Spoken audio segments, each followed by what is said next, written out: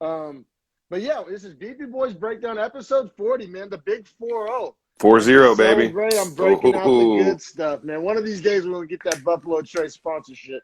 Dude, that's my dream. That's honestly my dream. That's really like the whole point of us starting this is just to one day get some free Buffalo Trace. But yeah, man. So cheers to episode 40, my guys. A pretty important milestone in my books. I'm happy to, I've made it this far with you. But yeah, we're covering UFC Vegas 22, Kevin Holland versus Derek Brunson, and we've been essentially documenting this rise of Kevin Holland. Like his rise started about the same time Beefy Boys started, and we've been, just lead conductors on that hype train and, rooting them on all the way. And, we gave him our Beefy Boys Prime Cuts Male Fighter of the Year award, and that clip's available on our YouTube channel. Go check it out if you want to. But yeah, we've been pretty big supporters of Kevin Holland, and it was cool to see him get his first main event and get his first card built around him. Yeah, honestly, man, I was super pumped to have him as a main event. I'm pretty sure they had had they rescheduled this one time or moved it forward a couple weeks? Is that what happened? That wouldn't shock me. I think it originally they had got COVID a month ago or something. Yeah. Like that. Yeah. So yeah, and like it's honestly the reason I like it too is I think Rankings McGee is gonna be happy with 10 versus 7. I think that's like the NCAA tournament obviously runs that matchup every tournament. Which shout out NCAA tournament right now. Shout out March Madness. I think Illinois is in trouble right now. They might lose as a 1 seed. This year's been nuts. Shout out Oral Roberts. A lot of people don't even know Oral Roberts is probably from Oklahoma, but yeah, probably the making the most noise. OSU got a nice scare yesterday, but OU got the win. I saw our boy Derek Morton said that if OU beats Gonzaga, he's getting a schooner tattoo. So yes. That would be a wild upset, though. But yeah, shout out March Madness. It's that time of the year. But I was watching fights last night. I was too. And actually, you know what? Last night was one of my favorite nights of the year because it was college wrestling finals as well. So I watched the third, fourth place matches yesterday morning and then the finals last night. And honestly, after watching all those like high level wrestlers wrestle.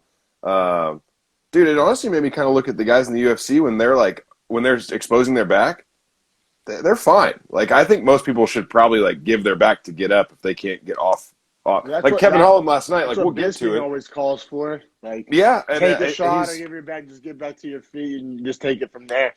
And he's right because when you watch those like actual collegiate wrestlers do it and escape from bottom, it's all just hand control essentially. Like if you get their hands, how are they going to stop you from getting up? You see that storyline about like the whole Stanford kid and wearing the black singlet because they're cutting the program even though it's super successful. That's a pretty, that guy has some stones. I respect to that guy. It's fucked up.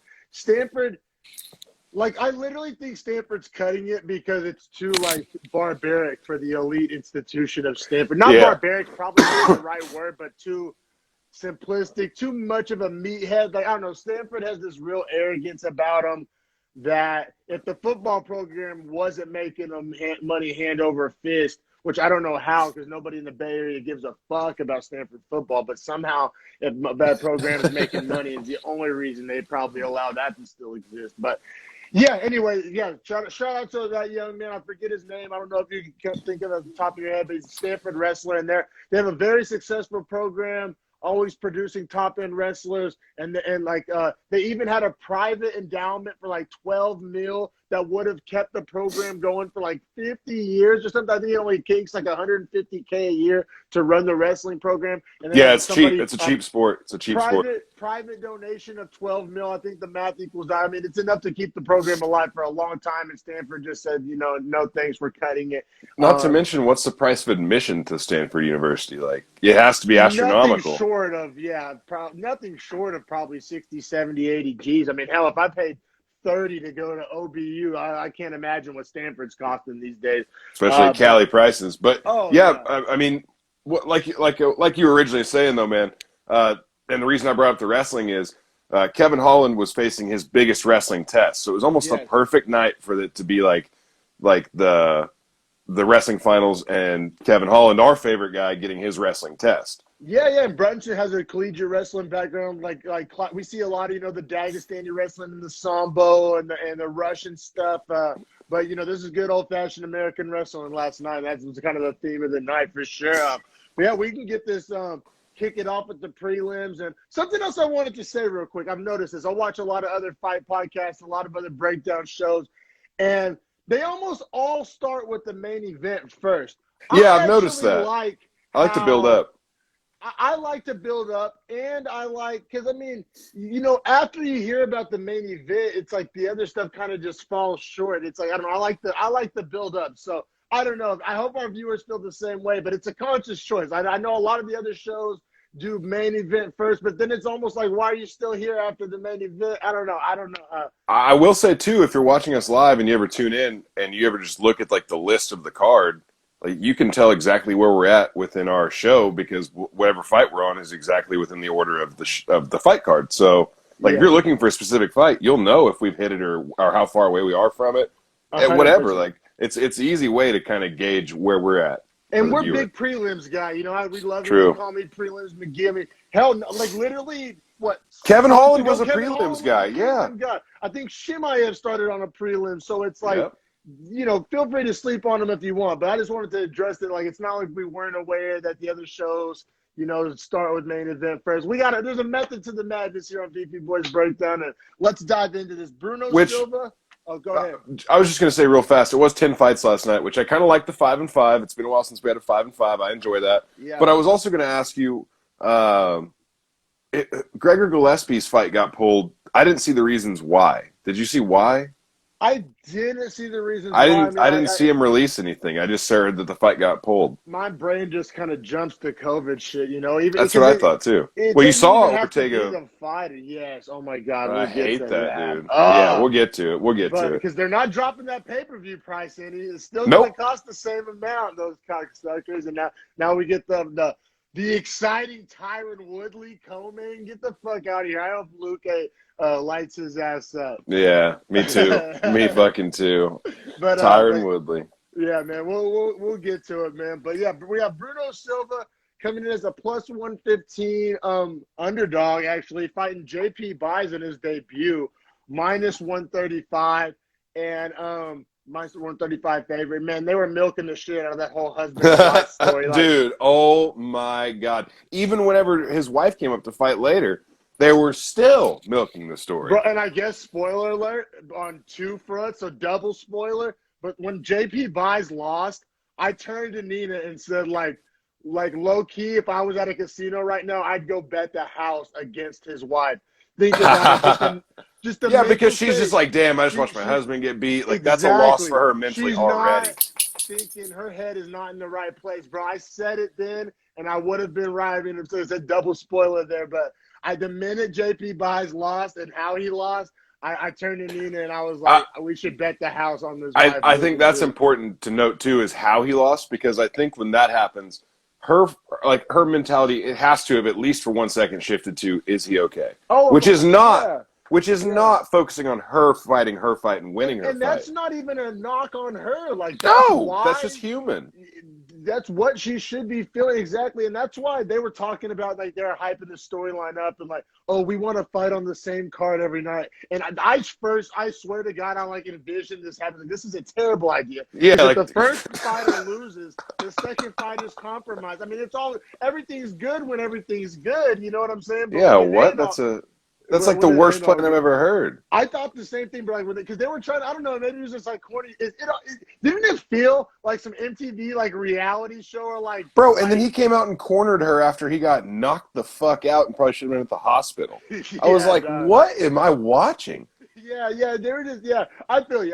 So I'm glad you felt the same way, because I'll be real. When they first mentioned the storyline, I was like, oh, that's kind of cool. And I was like watching the fights with my wife. I'm like, oh, that's kind of cool. We hit the pads together sometimes. Like, oh, that's kind of cool. But then they just kept milking it and got real corny with it. And like, by the time the fight was over, I was like, I'm over this storyline. But yeah, but we can get down to the X's and O's. Bruno Silva fighting JP Buys at flyweight. God damn it, man. I thought it was going to be a bad omen. We started the night off with an eye Oh, poke and a and low nut shot. Instantly nut kicked him, right? Instantly Against nut kicked Buys. Like, Buys was on the receiving end of both of those, which, you know, makes it really hard to root for the other guy. Not that I'm necessarily rooting for either guys, but you know what I'm saying? When he comes feel out you, yeah. in the first half of the first round, does an eye poke and a dick kick, and I still have the flavor of Bilal Muhammad's eye poke in my fucking mouth, and then the first fight of the night starts with an eye poke. I literally wanted to like throw my goddamn like phone across the room, bro. And then to make things even worse too, the low blow was probably I swear to God 15 seconds into the fight. Yeah, like 15 seconds instant.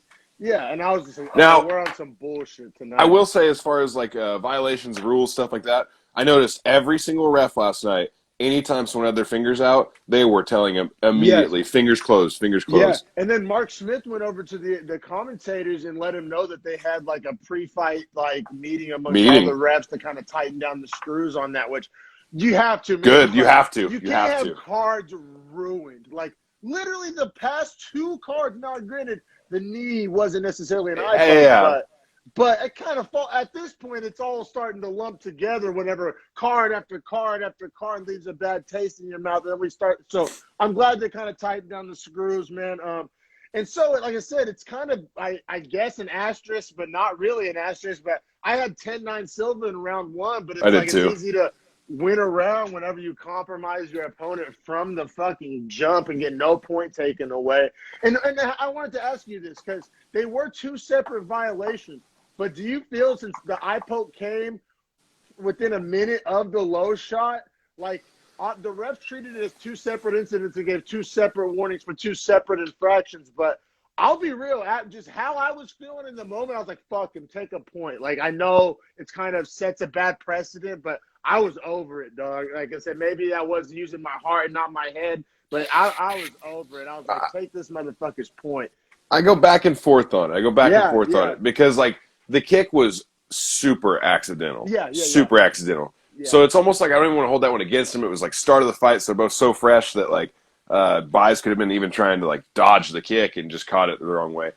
But I think the eye poke was pretty bad.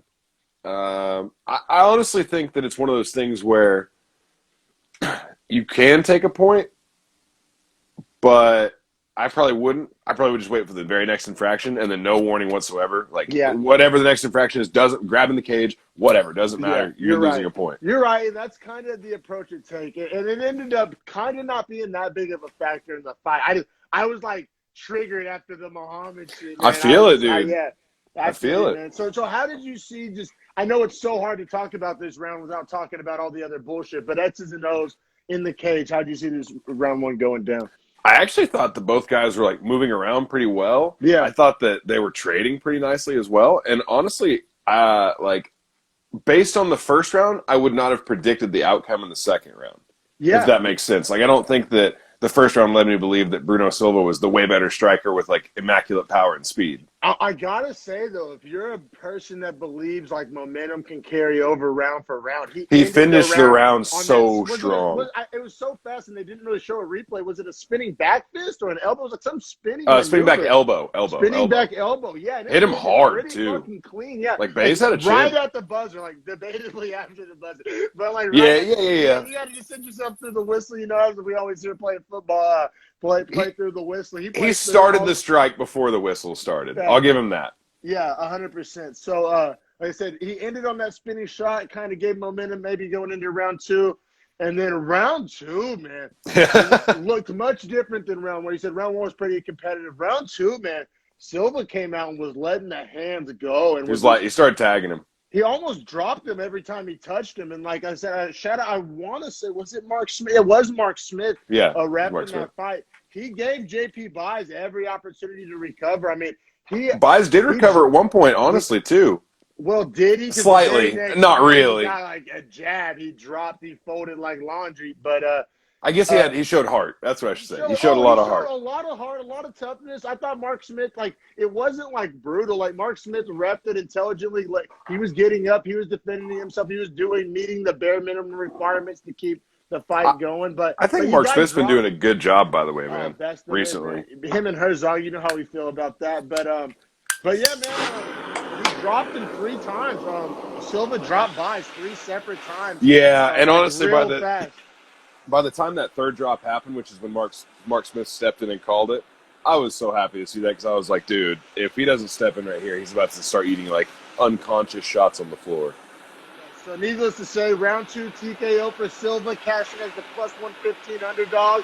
He got a performance of the night bonus for that too. So like I said, anytime it had a happy ending, I guess the guy, like I said, Silva getting all that accolades for starting the, I don't know. It still kind of left a bad taste in my mouth. But like I said, a very exciting finish. Performance of the night bonus worthy finish. It was a good way to Some start good the night. finishes last night, though. Oh, yeah, especially to start the card for sure. But, yeah, started off with an underdog. Had some underdogs winning last night for sure. If you were a betting man, you could have definitely made some money last night. And you know what? I got to say, and I'm not trying to say hindsight 2020. I thought this whenever I first saw the odds. I didn't put any money down last night, but I just wasn't really in the betting mood. But anyway, when I first saw the buys line that he was a minus 135 favorite while making his debut, it was kind of a red flag. Like you don't like taking people in their debut as favorites? Well, especially when they're fighting salty Brazilian vets, like that's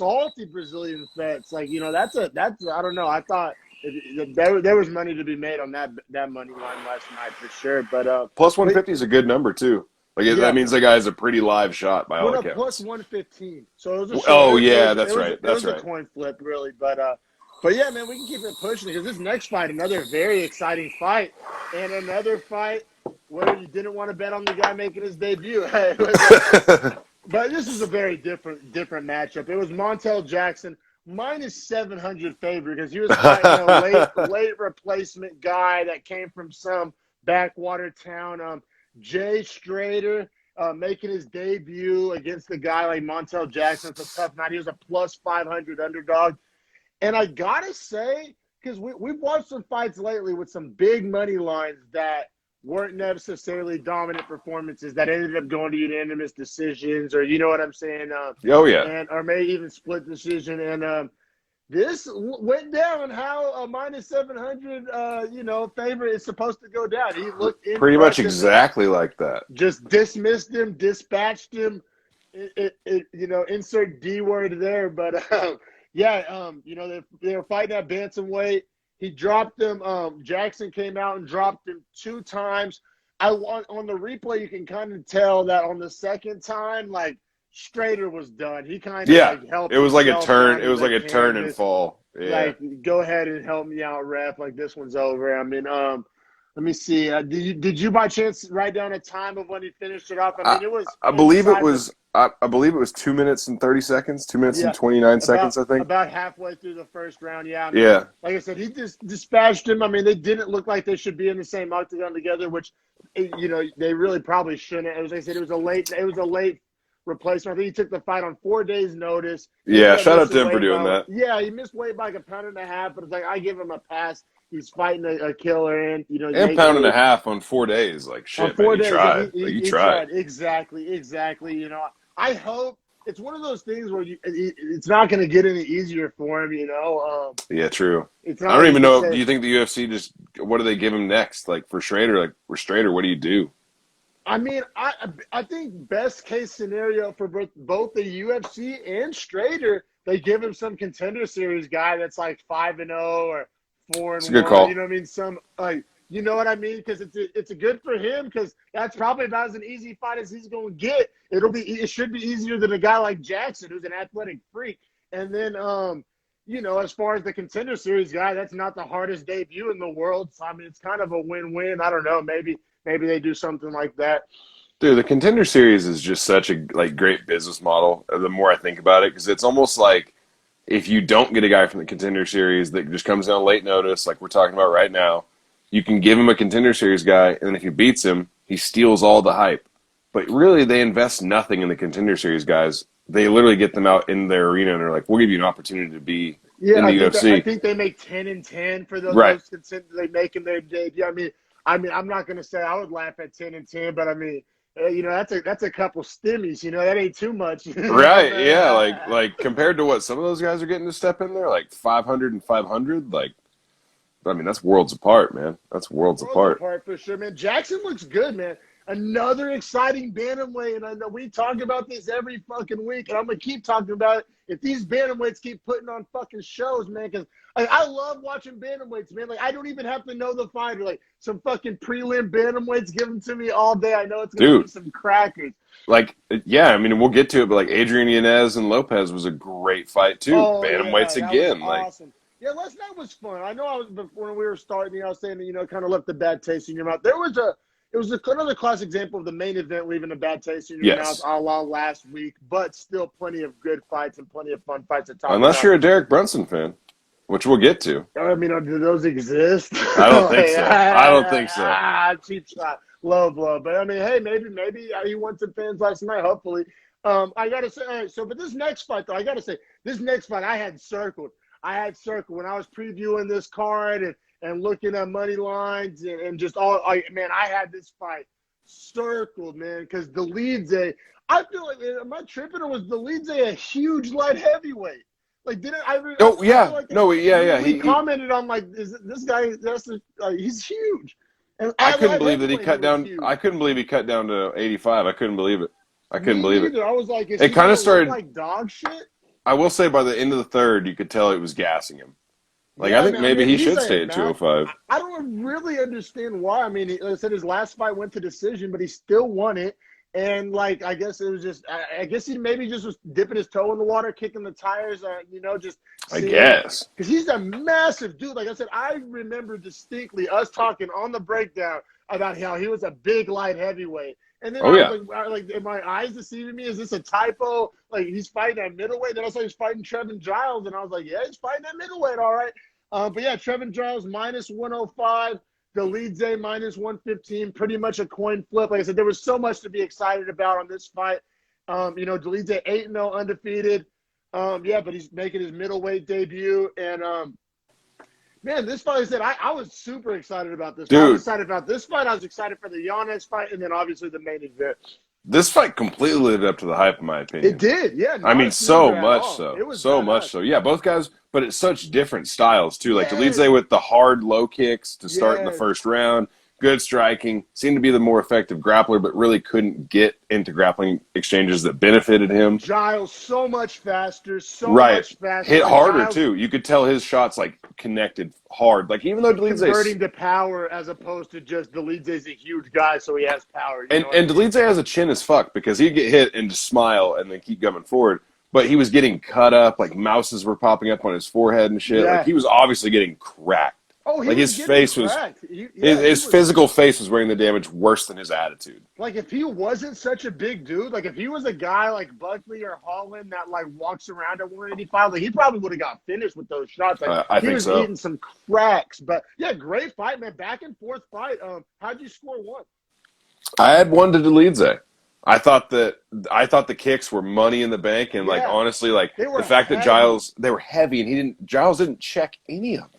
He was just eating them on the leg. Dude, he's a tough motherfucker. You could hear him, dude. And they were honestly kind of slow, but like just they were slow but heavy. Big. Yeah, it was just such a power shot.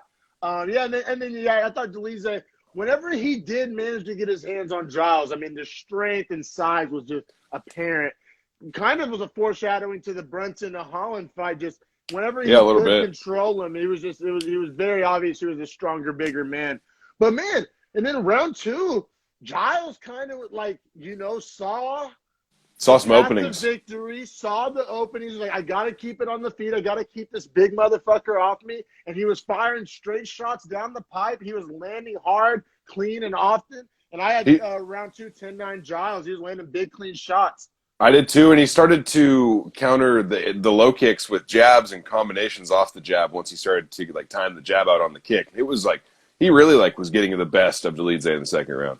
And let's not forget, the round two is whenever Dolidze kept going for those heel hooks, and that's whenever That's right. Some of his biggest shots.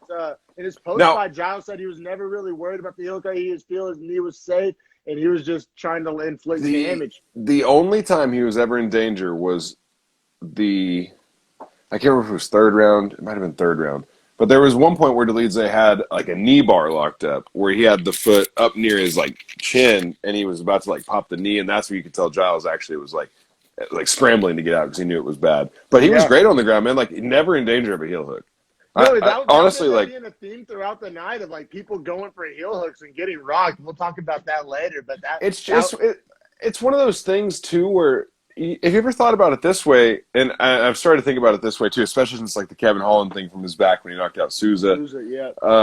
But what I think about is like even if they blow out your leg, like if your pain tolerance is high enough, you can still just like rain terror on their face. Like they're not breaking. There, Tony Ferguson. I'm just saying. I'm just saying. And like at that point, like if they lock it in, that's both hands, which means their face is open.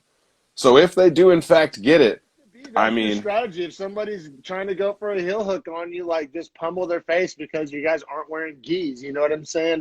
Yeah, and we'll get to it because that apparently face shots can matter when someone's on the ground. We'll get to it. Yeah, that's what I'm saying. There's like foreshadowing all over the place in this fight. This was a perfect prelim fight. And I thought a treat. I thought this was a really low position for this fight to be on the card. And we'll talk about card positioning later in the main card. But for as different as like round 1 and 2 were, 3 was almost like they put rounds 1 and 2 together. I felt like both guys started to kind of do everything. Yeah, I feel you. And then in round 3, like you said, I think the weight cut started to show on Dolidze. He started to slow, started to fatigue. His main advantage was strength, and you know, I feel like his arms were starting to gas. And he was still hitting Giles, but you could tell that he had lost like that like power edge that he had, at least in the start. But he also, I thought, was controlling more of the positions in the third round. Yeah, so what kept driving me nuts and driving the commentators nuts, driving everybody nuts, I assume driving you nuts too, is Giles was starting to really inflict damage and really hurt him and really put Dolidze in trouble on the feet in boxing range. And then he would engage in these clinch/grappling scenarios where Dolidze would seemingly take control and kind of recover. And he had him rocked and then let him recover. Many times. I thought he did it like 2 or 3 times. He would rock him and then run in for what I consider like low IQ takedown attempts. But after the fight, Giles was saying that it was intentional. He thought Dolidze was still strong enough to land that kind of freak shot and steal the fight from him. So he said he was doing that to keep himself safe. I was saying it was low IQ, but he said it was all part of the, you know, he was making intelligent decisions. It's almost like he's trying to like play chess when we're playing checkers. But sometimes that doesn't work, you know. And honestly, it could have cost him a fight. I almost thought it should have. I was really. You round 3 to Dolidze? Go ahead, put your name on it. No, I scored Giles, but I was so 50-50 on the round, man. And the only reason being is that, and what like the reason I'm saying it the way I'm saying is because like at no point did I think to myself like, oh, Dolidze is winning this round. It was Giles is giving this round away. No, like you're right. What the fuck was he doing? I felt the same way. I thought his decisions were hurting him. I also thought that his clearest path to victory was the knockout. And he almost did let it slip away. I still value the damage. I scored round 3, 10-9 Giles. But you're right, man. He played with fire. He really did. This is literally what I wrote. I was like, Giles made terrible decisions to grapple with a barely conscious Dolidze, makes this mercy for the judges. Like, so like, I scored a 10-9 Giles, but I was ready. I was ready to just hear Dolidze because, like, you know, when he put it, it made it so murky. Yeah, I'm telling you, that third round was so 50-50. And I can't believe all the judges scored it the same way. Yeah. And Dolidze was shocked not to hear his name be called at the end. Yeah, it's a 50-50 round. He's right to feel that way. I disagree. He got beat the fuck up. His face was all leaking. But he can't see himself. He can't see himself. You know what I mean? He can feel himself. What the fuck? He don't. But I guess I feel you. I would have been a little salty if they would have gave it to Dolidze because everybody's been talking about damage over position, right? And it's like that was like the prime example of it, especially when it wasn't like Dolidze was hitting clean double legs. Like Giles was engaging in the grappling, you know, albeit stupidly, but it wasn't like Dolidze was just out there, you know, looking like Cormier. I think the judges last night were clearly rewarding damage over position. I think it was very clear. I think very that's clear. a very like fork in the road that we've decided like because we'll get to it in the second round of the main event. We'll get to it, but I think that was a clear display. One interesting statistic, if you're Team Delize, if you're willing to die on the Delize hill, which I'm not saying you are, but somebody out there is trying to die on that Delize hill. One actually stat that I wrote down that jumped off the screen for me. Delize 57-2 on leg strikes. Now, but he was also down like 32-10 in head strikes. Yeah, I feel you, but I'm just saying. But he did win overall strikes, and I think he won overall ground control. Yeah, exactly. Like if you're Delize's defense attorney, then you got some legs to stand. Yeah, you have stats. Yeah, for sure. It was just like the overall damage. Like Giles just had power and speed, which accumulated more damage on Delize's face. And granted, it was essentially a coin flip, but officially counts as another underdog cash-in for Trevin Giles, especially since even though it was a minus 105 favorite. What is that like? Five, is that 3 underdog wins for him? Trevin Giles? I want to say that's his 3rd underdog win in a row. He's an underdog every time he goes in. Yeah, like they don't give him fights they want him to win. Like they hate this don't. man, and he's honestly like really good on the mic. Like very respectful. Like you know what it is though, man? He's a throwback. He's another one of these guys, in my opinion, that would have been so good 10 years ago. Whenever MMA isn't like as refined. When every fucking whenever all the skill sets aren't so sharp. Exactly. Every single person in there didn't train Muay Thai in Thailand and fucking jiu-jitsu in Brazil. Like back in the day when you could just be an athlete and a bad motherfucker and throw some hands, like the goddamn Chuck Liddell days, like I think Trevin Giles would have had a much better career back then. Man, he has things that you can't coach: the hand speed, the toughness, the athleticism. I mean, he has a lot of it. The timing too on his counters, like his counter shots are nice. Yeah, bro. It's just he's not as like polished, and the UFC is a hard place to like learn. You know what I'm saying? Yeah. Brendan Schaub. That's one of my favorite quotes he has on his show. Is that you don't sharpen your skills in the UFC. Like you either have them or you don't, because that's the place to test them. Like you can get better, but you better have all the raw components there. You have to be good enough to like have a long enough career to get better. You know what I'm saying? You can go out there and lose 2 or 3 fights and get cut, and then it doesn't fucking matter how good you get, you know, in the subsequent years. I feel you. I really do. Man, now this next fight is crazy. It really just started to like, you know, get my blood flowing for the night. Like I'm telling you, yeah, like I enjoyed this card, skeptical. Man. I was like approaching last night with like this skeptical lens just because of all the DQs and bullshit that we've been doing. And like it was an underhyped card, undersold card. You lose the co-main day of it. You lose Avila and Stolyarenko yesterday, or Friday weigh-ins because the girl fell off the scale. Poor girl cutting weight. I think she made the weight. Shout out to her. But she did. Until she passed out. But it sucks, man, because Julia Avila is from OKC. She eats at the restaurant I work at. Like I've seen her in there multiple times with her husband. That's cool, man. That's cool. I'm not gonna lie. Yeah, and like also Kayla Sikorsky is her training partner in Brazilian Jiu-Jitsu, and I talk to her all the time about Julia. All right, so let me ask you this, because I had questions about Julia Avila. But I wasn't going to ask him now, but we're already on the subject, so I might as well. Did you see the drama that went down? And you're more plugged into Oklahoma City than me, so I'm just asking if you know anything or saw anything.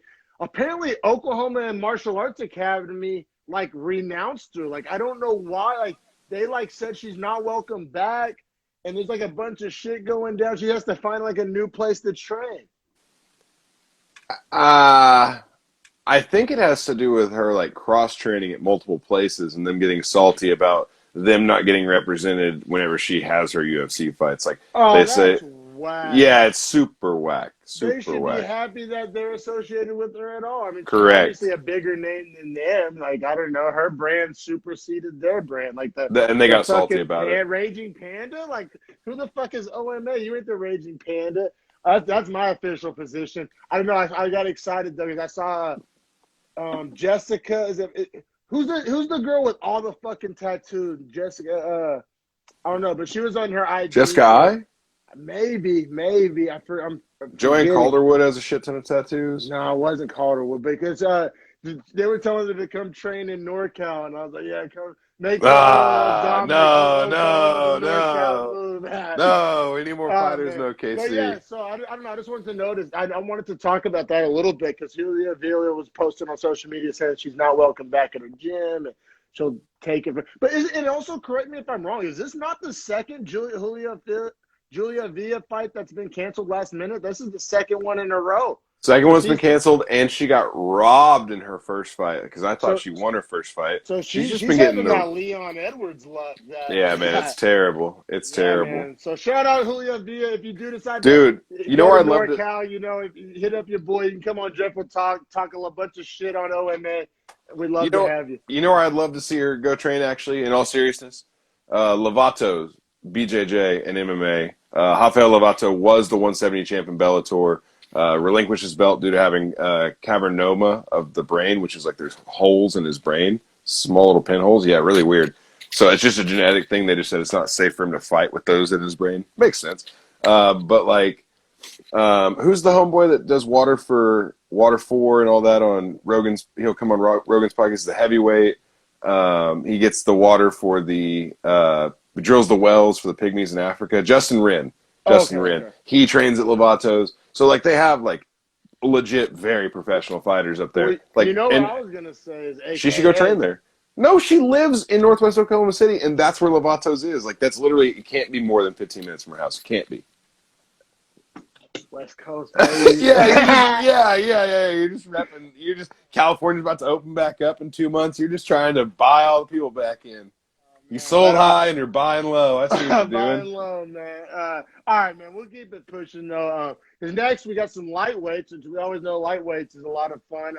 Leonardo Santos, plus 175 underdog, fighting Grant Dawson, minus 210 favorite. He was 16-1 coming into this fight. You know, really kind of – it's weird, like quiet hype behind him. Because I don't want to say hype train. I feel like maybe it'll get rolling now after what he showed us last night. But KGD 16-1, you know, and then put on a great performance last night. I mean, it's hard making itself hard to ignore. Like that's why I think too many UFC fighters focus on like, oh, what can I do? You know what you can do is become undeniable. I.e. Charles Oliveira. Or you know what I'm saying? Like, just make yourself undeniable. Like this Dustin Poirier. I think Dustin Poirier is the best example, man. No one can deny that Poirier is legitimately probably the best. Granted, we'll get into that later. I think we got a lot to get into in this show, even post the event. Yeah, because fuck the event, really. Like, we got a lot to talk about in MMA world. Written down. I ain't gonna point. All right, but let's get to this so we can get to that. All right, so round one. You know, it was a very close round. I had it 10-9 Santos. He got the takedown. I thought he had a little more activity. And most importantly, Dawson was 0 for 5 on takedowns. On his takedowns, yeah. Yeah, and he moved up a weight class, moved up 10 pounds. So I think – and the commentators did a great job of explaining the story for us as viewers is like he's been the bully at 145 pounds. Yes. If he tries to be the bully here at 155, that could run him into trouble because these guys might be as big as him. Which is exactly what we saw. Got the gun. You know, as I say, the rabbit got the gun. That Coach Nation, I think that might have been yeah. Well, shout out to him. High school football that's one of the best quotes of all time, honestly. Ain't no fun when the rabbit has the gun. Oh, man. And then, so the start of round two. So did you see round one, 10-9 Santos as well? So that's exactly. Oh, yeah. So that's what I was going to say is I saw round one, 10-9 to Santos, which is wild because two of the judges saw it to Dawson. I didn't think it was that close. I don't want to even go up on the hill that it's 50-50. I thought it was pretty clearly Santos. Me too, bro. And all the commentators were on our side too. And we'll get to how this played out. But we'll get to it. But all right. So we both had round one, 10-9 Santos, which becomes important. And not 50-50. And not 50-50. No, like decidedly. I thought, Santos won that round. And it wasn't like I was like, I wonder who won that round. It was like Santos won that round. Yeah, wrote it down confidently. I feel you. I felt the same exact way. And then round two, though, God damn it, another low shot. And I was just like, here we go. I was like, I'm like a girl or a guy that gets cheated on, then they scared to love. It's like, man, these cards, man, all these DQs and penalties, man. It's like, oh, is it going to happen? I'm like gun side. Like, I don't want to get too excited and get burnt. But yeah, so another low blow to Dawson in round two. But how did you see round 2 as a whole besides the low blow? I actually thought Dawson won the round. I scored the round to Dawson. Now, this round, I will say, is 50-50 as hell. Yes. Okay, now that I will agree on. I actually scored a 10-9 Santos. I thought what Santos did at the end of the round, I'm a big end of the round guy. I've made that very clear on previous podcasts. I kind of weighted grade the end of the rounds. Like, if it's a toss-up and then somebody ends on top, like, hey, it's that's the coin flip landed on the side. You know what I'm saying? And so I've been pretty consistent with that. And so, I scored at 10-9 Santos for those exact reasons. And I also wrote Dawson wasn't active enough when he had the control time. He wasn't inflicted damage.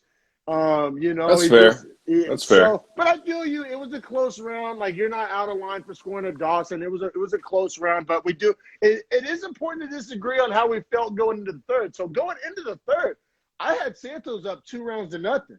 I had it 1-1, but either way, we both agree Dawson has to win that round. You're saying he has to win the fight. Yes, I'm saying he has to win the round at least. I thought he had to win the fight, and Bisping and Felder kind of were agreeing with me. Like, they thought he had to win the fight. We'll go ahead and cut to the mustard here. Round 3 with 1 second left. 4 minutes and 59 seconds. Granted, he definitely won the round. Do you think he was going to 10-8 that round? Let's say if he doesn't finish him at 4:59, do you think he 10-8s that round? No. Okay, all right. Go ahead.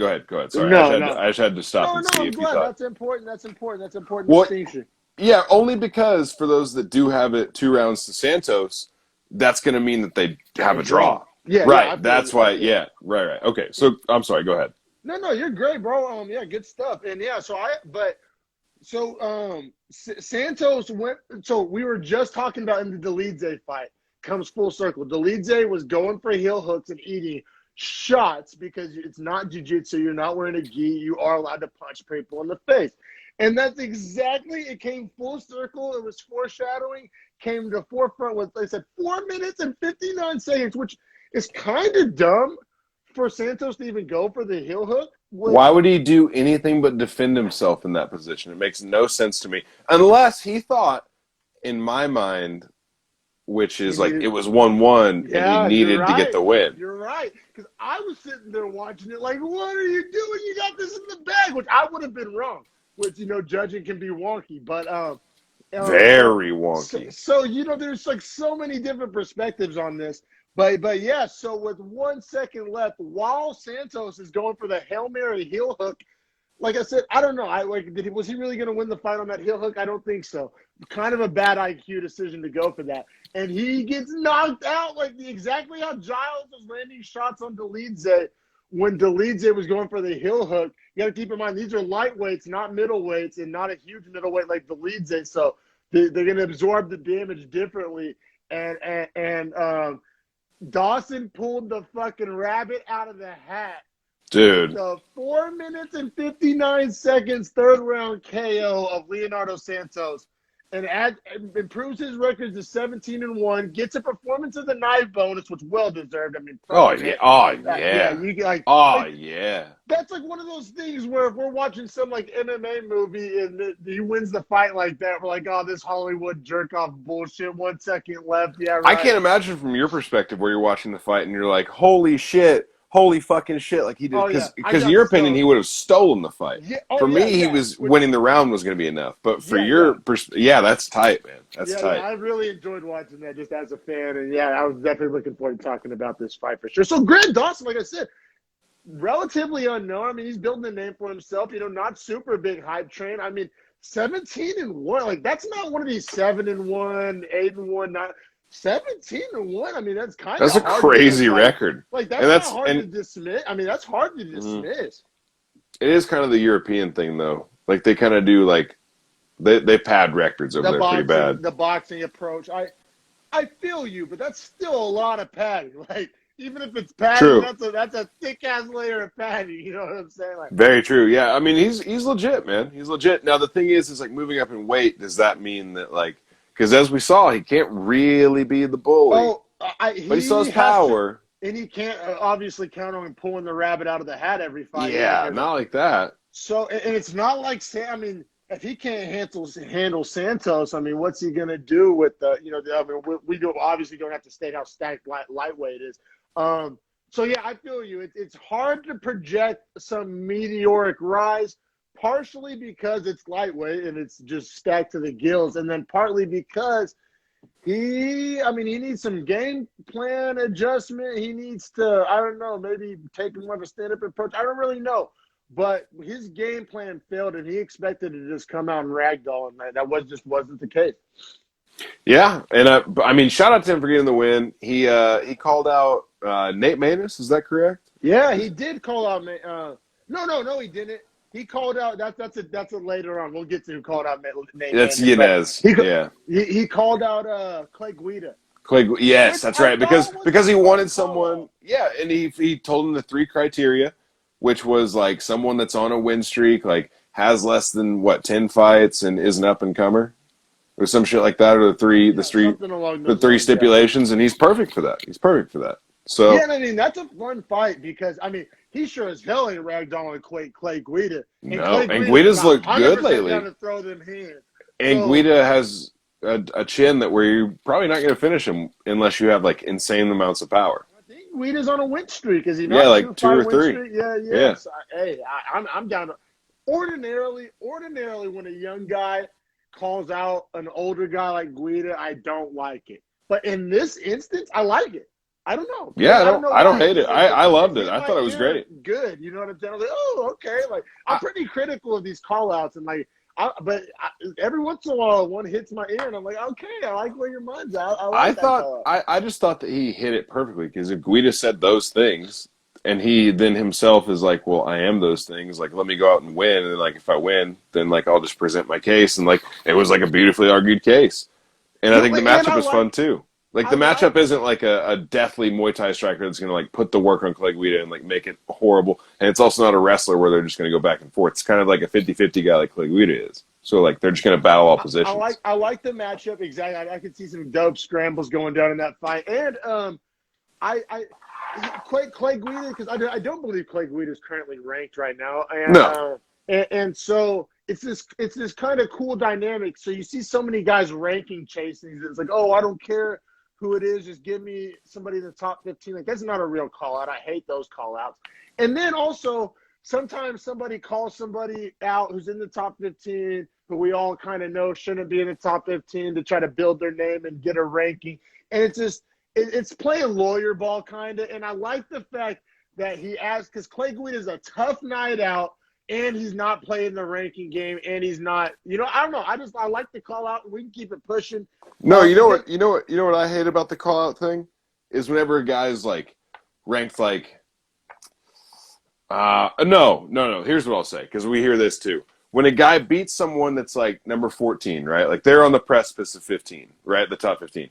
And then, so they beat 14 and they go, well, I don't know. I have their ranking now. So give me someone that's like at least like top 7, top 6. And I'm like, bro, what the fuck are you talking about? Yeah, like, that's the call out I cannot stand. Like your math doesn't make sense. You're assuming a lot, yeah, and giving yourself the benefit of the doubt. For sure, man. But this next fight, I'm not saying I'm ready to die on any hills, but I thought this next fight had a little bit of something to talk about. And it was a fun fight. We have Marion Renault, plus 180, the 9th ranked bantamweight, women's bantamweight that is, fighting Macy, is it Chason? Chason, yeah. Minus 220 favorite, the number 11 ranked bantamweight, women's bantamweight. So the rankings begin me like this, 9 versus 11, kind of up-and-comer versus veteran. Renault has a salty, 9-6-1 record, But honestly, she looked good, I thought. That's what I for her record to be that salty, I was like, damn, this bitch has power. She kind of like could grapple. I like Marion Renault. Yeah, and actually, you know what? I'm tripping. This fight doesn't have controversy. I'm thinking no. Fight. I'm thinking of a later fight. But I did enjoy this fight. It was a competitive fight. It was a competitive fight. Good fight. It kind of went down how you'd expect 9-11 to get. Like, it went down. This is like Vegas knocked this out of the park. Like, it kind of went down how the money line said it would go down in a way. But yeah, how'd you see round 1, bro?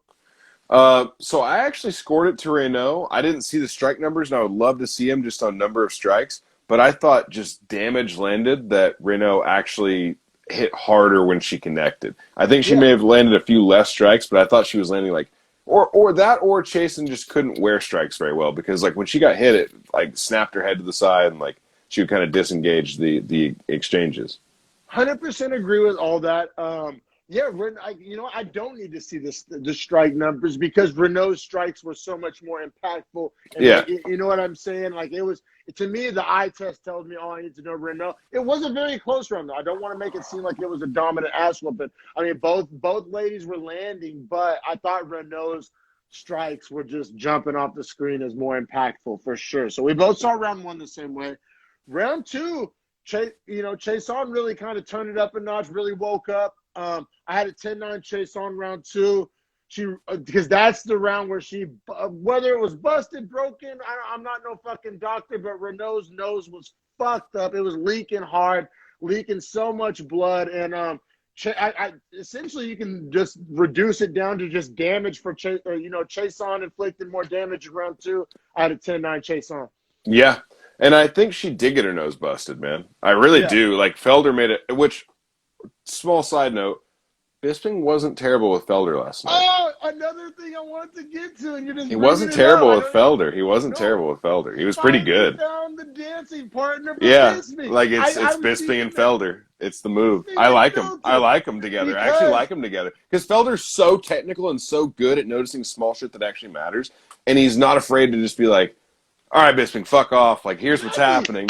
Exactly. He's enough of an alpha to not let Bisping walk all over and steal the show. He would, like, jump in, and then, like, he actually – because the thing about Bisping, and as a long-winded podcast host, this is something I've had to, like, legitimately put conscious effort into. I hope you've noticed. And it is not stepping on my guest's toes and not jumping in when I'm not needed. And I definitely noticed that. It's a skill. It's a skill. And so I said, I feel sometimes when I'm critiquing Bisping, sometimes I feel like the pot calling the kettle black because I can do some of those same things. I'm sure our viewers would know that better than anybody.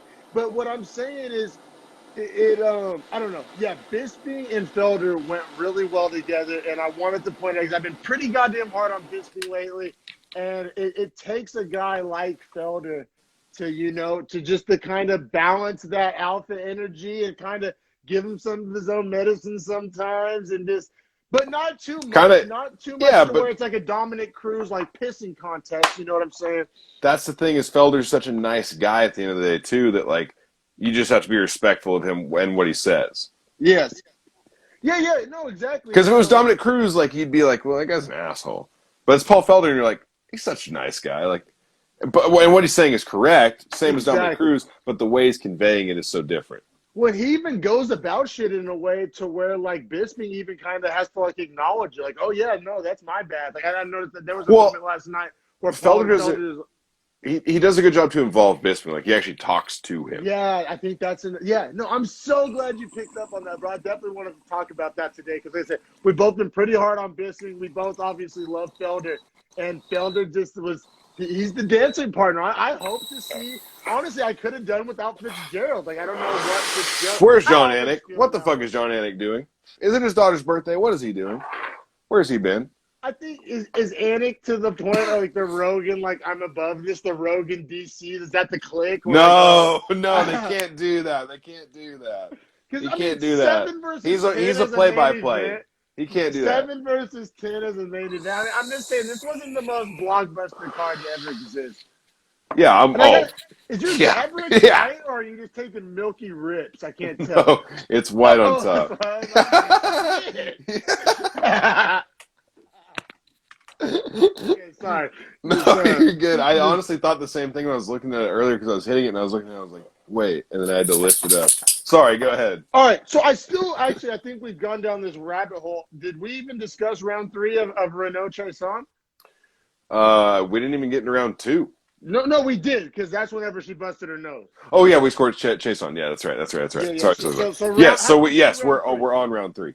I actually went to Chason with it.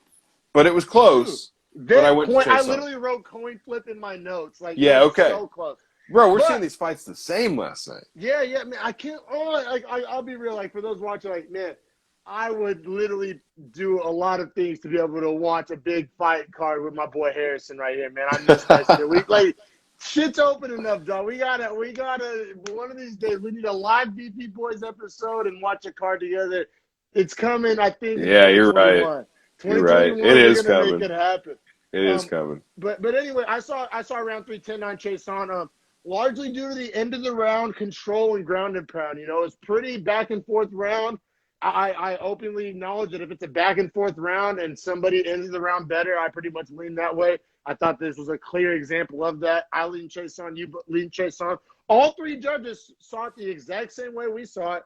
29-28 times 3, unanimous decision. Macy Chase on, -220 favorite. It's probably easy to imagine she moves up from 11 to 9, and Renault probably drops from 9 to 11. They probably swap rankings because I think it's important to know Renault did not look horrible. No, she looked good. She also looked really good in the first round. It was just that Chason made good adjustments in the second and third rounds to kind of take the rounds from her. 100%, man. And it's time for the main card. Actually, you know what? Because I always act like I don't need to pee, and then I'll stop you 2 fights into the main card. It's a natural place to break. I can edit it out. I'm gonna go pee real quick, and we'll get started on this main card.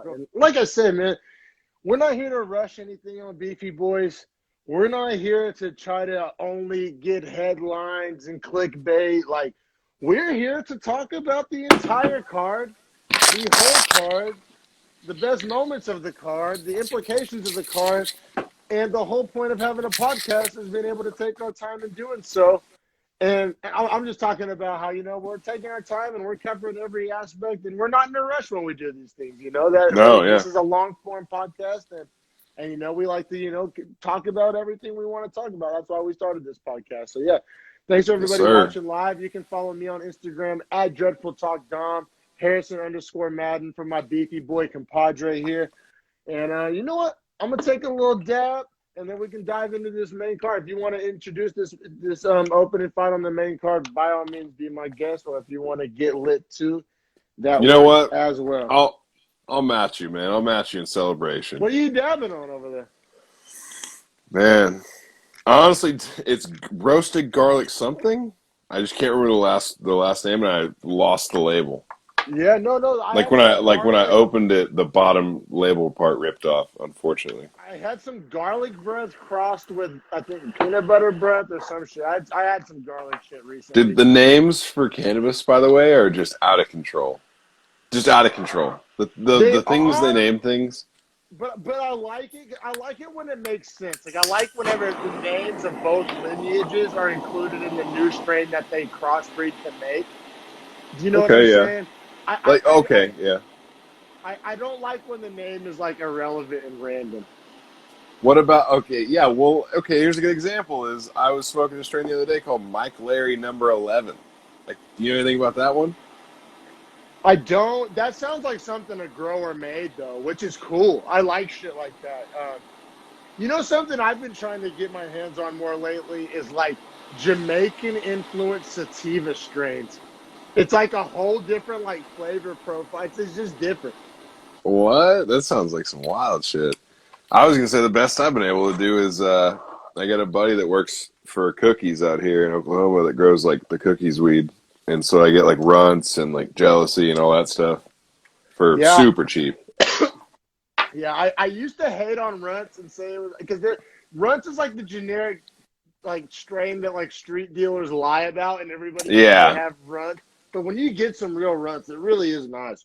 Yeah, and I've been on lemon pound cake, runts, Gary Payton. That's one of their strains, which it is fire. Gary Payton's fire. Are you more of an indica guy, sativa guy, hybrid guy? You just don't hybrid. I like to get super high. Yeah, hybrid, right? It's the easy answer, right? You can use it any time of the day. I got to say though, I feel so for years and years I didn't smoke indica because I was essentially scared of getting sleepy or whatever. Oh no, I enjoy that one more. The indica, and I swear that the flavors on indica are typically better than the flavors on sativa. Now hybrids, you kind of get the best of both worlds, but if we're talking strictly indica versus sativa flavor profiles, the indica knocks it out of the park every day. But let's talk about this main card because there's a lot to get to. I mean, fight-wise, implication-wise, controversy-wise, opinion-wise. Let's get to it, man. We got Tai Tuivasa, heavyweight crowd favorite, minus 440 favorite, fighting Harry Hunsucker, first team all name. What a name, dude! Yeah, what Harry a name. Hunsucker, making his UFC debut. That's a tough debut. God damn it! I mean, he's a gangster. Once again, just like the Montel Jackson fight, like it's just like they're pretty much putting a lamb to slaughter. Yeah, no, seriously. Yeah, plus 340 underdog. You know, which is understandable, making your debut against Tai Tuivasa. But Tai Tuivasa, it's crazy. He only has 3 losses, and he's not ranked. I feel like he gets like written off as this kind of like, just like, it's just like heavy punching, like I don't know. I feel like, and we'll get to. I feel like he needs to be taken slightly more seriously. Like he's a dangerous. I mean, he's a hard night out. It's just like every time he gets with like a big name in a fight that like would put him in the top 15, he loses. He just can't get over that edge of like being in the top 15. But he's a super fun guy to watch too. You know, he's like Mark Hunt, like take a bunch of damage and we'll just swing to the fences. Yeah, I feel you. I feel super game for sure. But man, this fight didn't even last long enough for anybody to need to be game. I mean, I guess you could say Harry Hunsucker's game for signing the contract, but yeah, I mean, it was a 49-second knockout, super fast. I mean, the guy probably shouldn't have been in there with Tuivasa, but I mean, hey, he signed the dotted line and he got paid, and you know, he actually, there was a moment where he hit Tuivasa. I think it was a right of pretty goddamn. Yeah, hit him hard. He hit him real hard. Tuivasa has a chin. He ate it and just returned fire and it pretty much put him down. Yeah, another kind of lamb to the slaughter kind of vibe. But like I said, I like if you're going to tell me Tai Tuivasa is a minus 440 favorite, I like that he gets a first round knockout. Like, don't tell me somebody's a minus 800 favorite and then I get a decision. You know what I'm saying? I'm tired of watching them type of fights. But so yeah, minus 440 favorite, first round knockout. Word, I'm down. That's kind of your business as usual. Right. Yeah, and I mean, kind of just looked levels different, right? Because like he ate Hunsucker's maybe best shot. Kept coming forward, hit Hunsucker with not even his best shot, but one of his better shots, and won the fight. And I think that just shows the skill gap disparity there. All right, and I got to ask, what's your official position on Shoeys? I wish they would have let him do one. I wish Felder was talking about trying to fight with O'Leary. Oh, he did? Megan O'Leary? Yeah. Megan O'Leary did one? No. Usually he invites the person. Yeah, usually he invites the person he's with to do one with him. Yeah, you know, of course, that would be savage. The Modelo brewed for the fighting spirit, you know. Hell yeah, good for him. But, good for him. It's so funny too because I was like, you know, this is like a gimmick part of the brand. And then whenever O'Leary was like, oh, well, we got a beer and a shoe for you, he like legitimately, his face lit up like a kid on Christmas morning. He was so like, what? fucking happy to do the shoey that like it was hilarious. It was so authentic. Like he really fucks with shoeys. Like that's he's real not shit just for him. Doing it for the clout. Like he like I swear to God, bro, like you can't fake that funk. Like his face lit up like and he did the shoey in front. In front of Megan O'Leary, not with Megan O'Leary, but yeah, he got his shoey in. He got his knockout. We can keep it pushing because this next fight's badass. And but yeah, shout out Tai Tuivasa and his shoey game. Yeah, bro. If you want to introduce it, my dog is barking his ass off. You just can't hear it. I'm gonna go tell him to be quiet. No worries.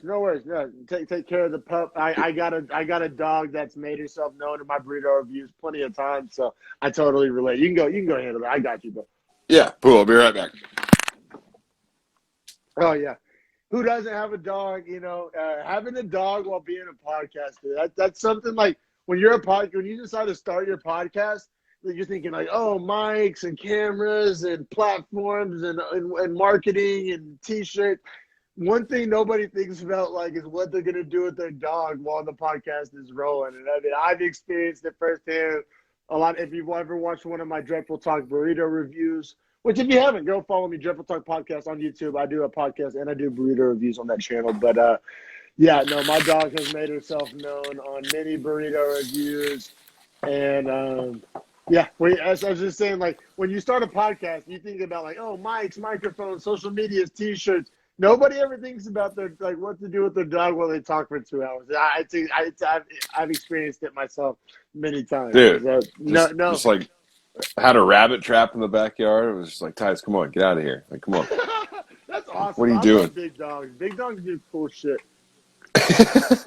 Just what they're annoying as fuck though because their bark is so loud.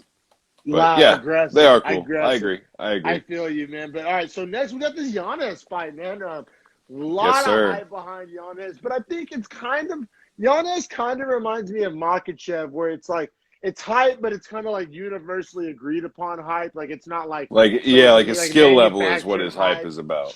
Yeah. It's not like this like hype train kind of hype, this YouTube hype or social media hype. Like it's like, oh no, this guy's really fucking good. We're excited to see what he does with his future hype, which is the best kind of hype. It's the authentic kind of hype. Right, like Shabazian felt like fucking his own gym hyped him up and got him up to that point. Down our throats. Yeah, I feel yeah. There's guys like that, but Giannis is kind of the opposite. Like, he kind of flies under the radar, but like people that know MMA are like excited to like see what he does for sure. But yeah, let's dive in. Adrian Yanez, minus 220 favorite, fighting Gustavo Lopez, plus 180 underdog. And gotta be real, didn't know much about Lopez coming into this fight. I didn't know much about him either, to be honest. He, I mean, as much as you can in the L. I mean, I don't think we're looks like Squidward there. I don't think we're shocking anybody saying that Yanez gets the dub because that's what he does. But what I'm saying is, he earned my respect, like as much as you can in the L. But I thought Lopez put on a good performance against a guy like Yanez.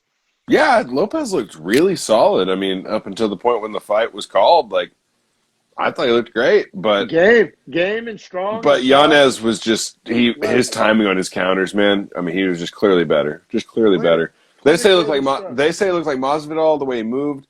I thought he looked like a young Conor. Giving a lot of credit to Masvidal. Yeah, me too. I thought he looked like a young Conor McGregor because he picks his strikes and baits his opponent into striking at him, barely dodges him by like just a nose, and then returns with like hard counters. It's literally it reminded me of young McGregor. Like literally, as a guy who rocks the chin hair, I immediately realized they were only saying he looked like Masvidal because of the chin hair. But I like the McGregor comparison. Both just the talent. But they're fighting at bantamweight. We haven't mentioned that yet. But man, round 1, 10-9 Yanez. He was landing clean.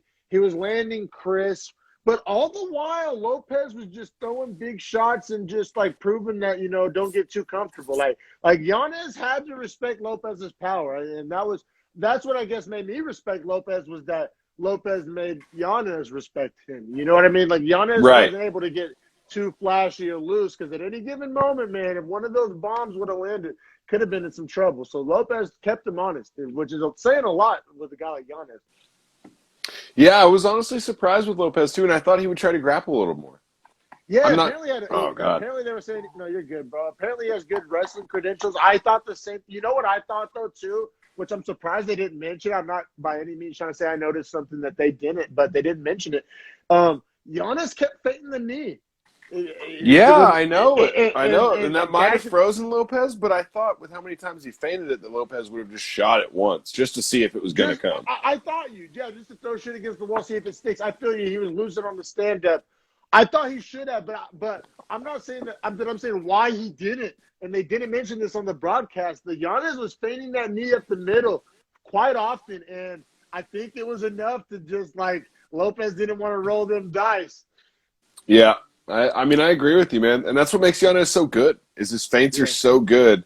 Yeah. All the while he's baiting aggressive fighters in while feinting, and then he lands insane counter shots. And he's so calm and collected whenever he's in a fight. Like, even when he had Lopez hurt, he wasn't, like, rushing to finish him ever. He was just like, I'm just going to pick my – that's why he reminds me of McGregor.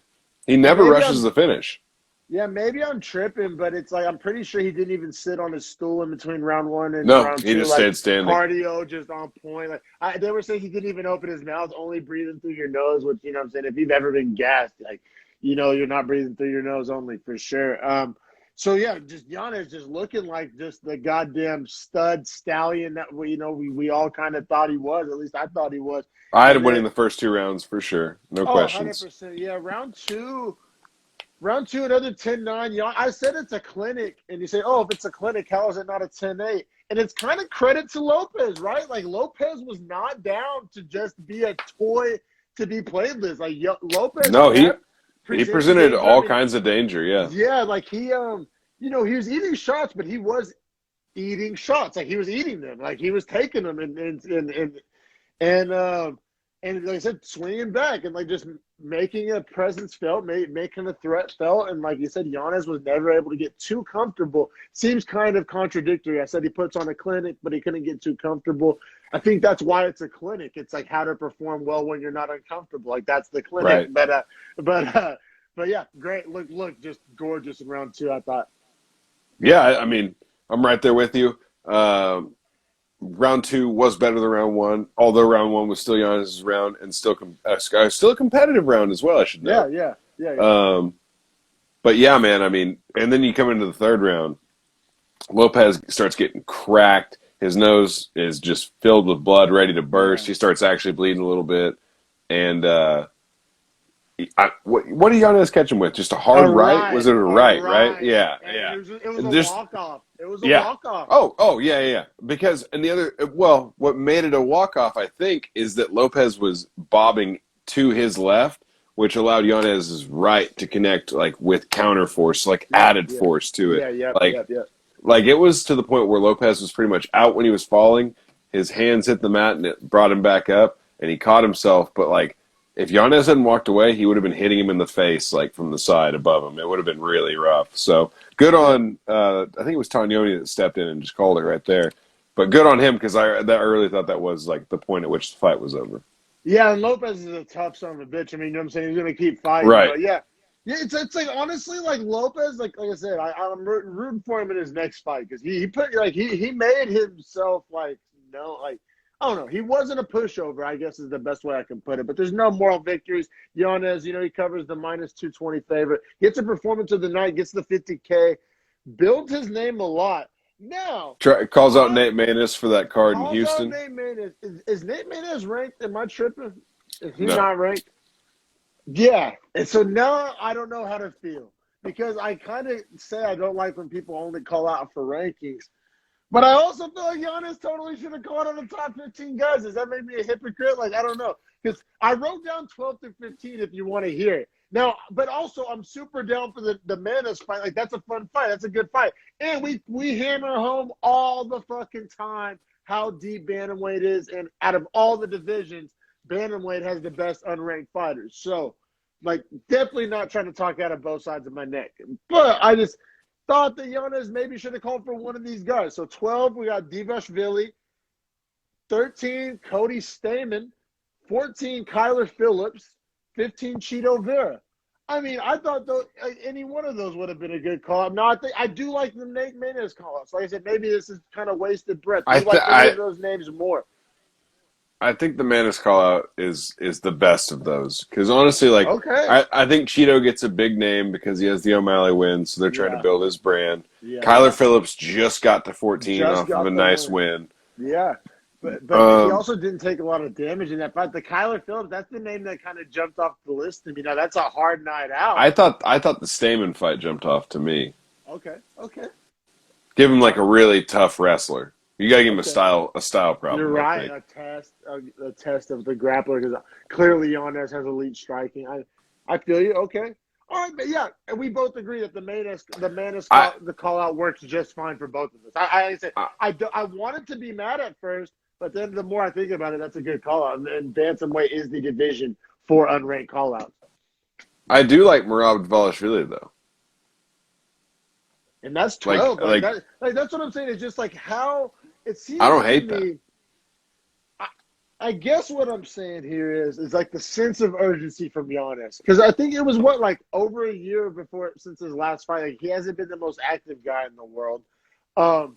So I guess I'm saying I think I want to see a little more ambition because I see the talent. But we also say when guys rush it, that's bad for him, and he needs to get some octagon time under his belt. It's like I'm not mad at either strategy, but it's just like I think Giannis is like, and I'm not the only person saying this. I mean, they said it on the broadcast. I think you feel this way that like I think we all feel like Giannis is like a future title contender.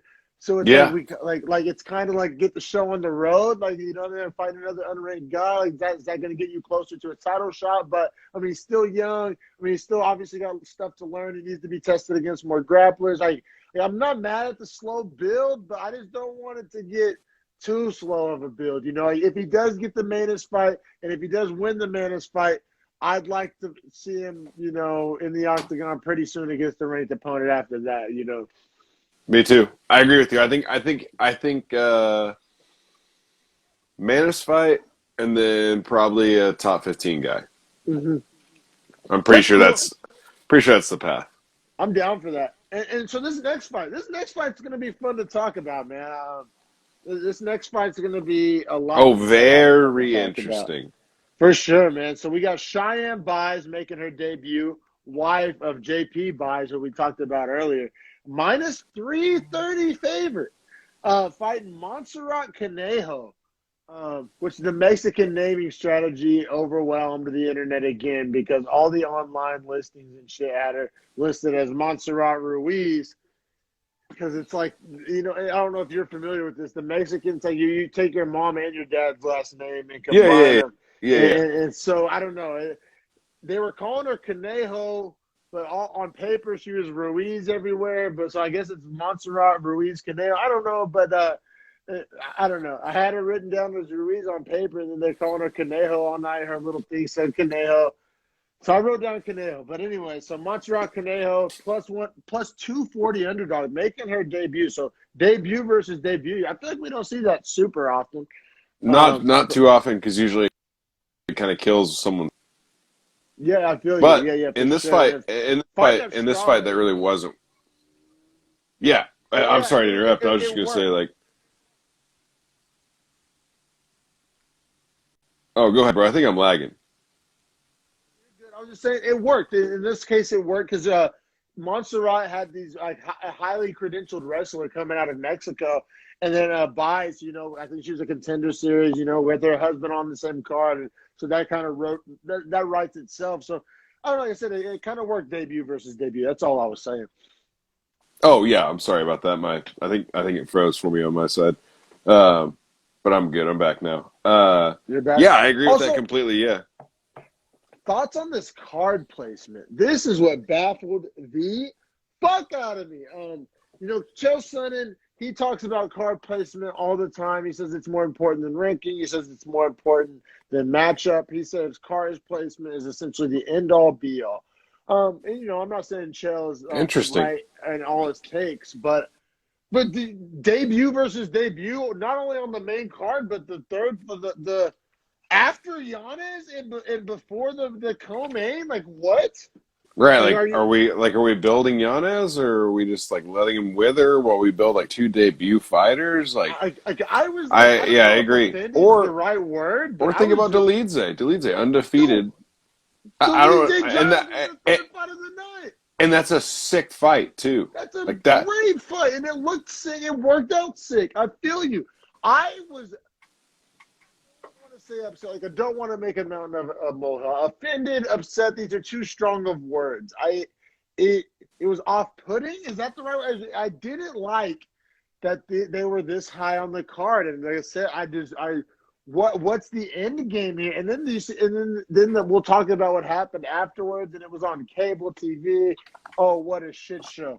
But I just wanted to hammer home this card position argument. Like, did it bother you? It bothered me. I'm clearly bothered. Like, it bothered me. The card position, 2 debuts, this high on the main card. Oh, are you frozen? Oh, shit. You there, bro?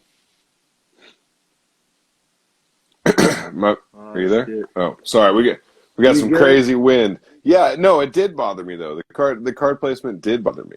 Because it doesn't make any sense to give these two girls that shine that, like, someone else deserves. Over Giannis, over Dolidze and Giles, like I feel you.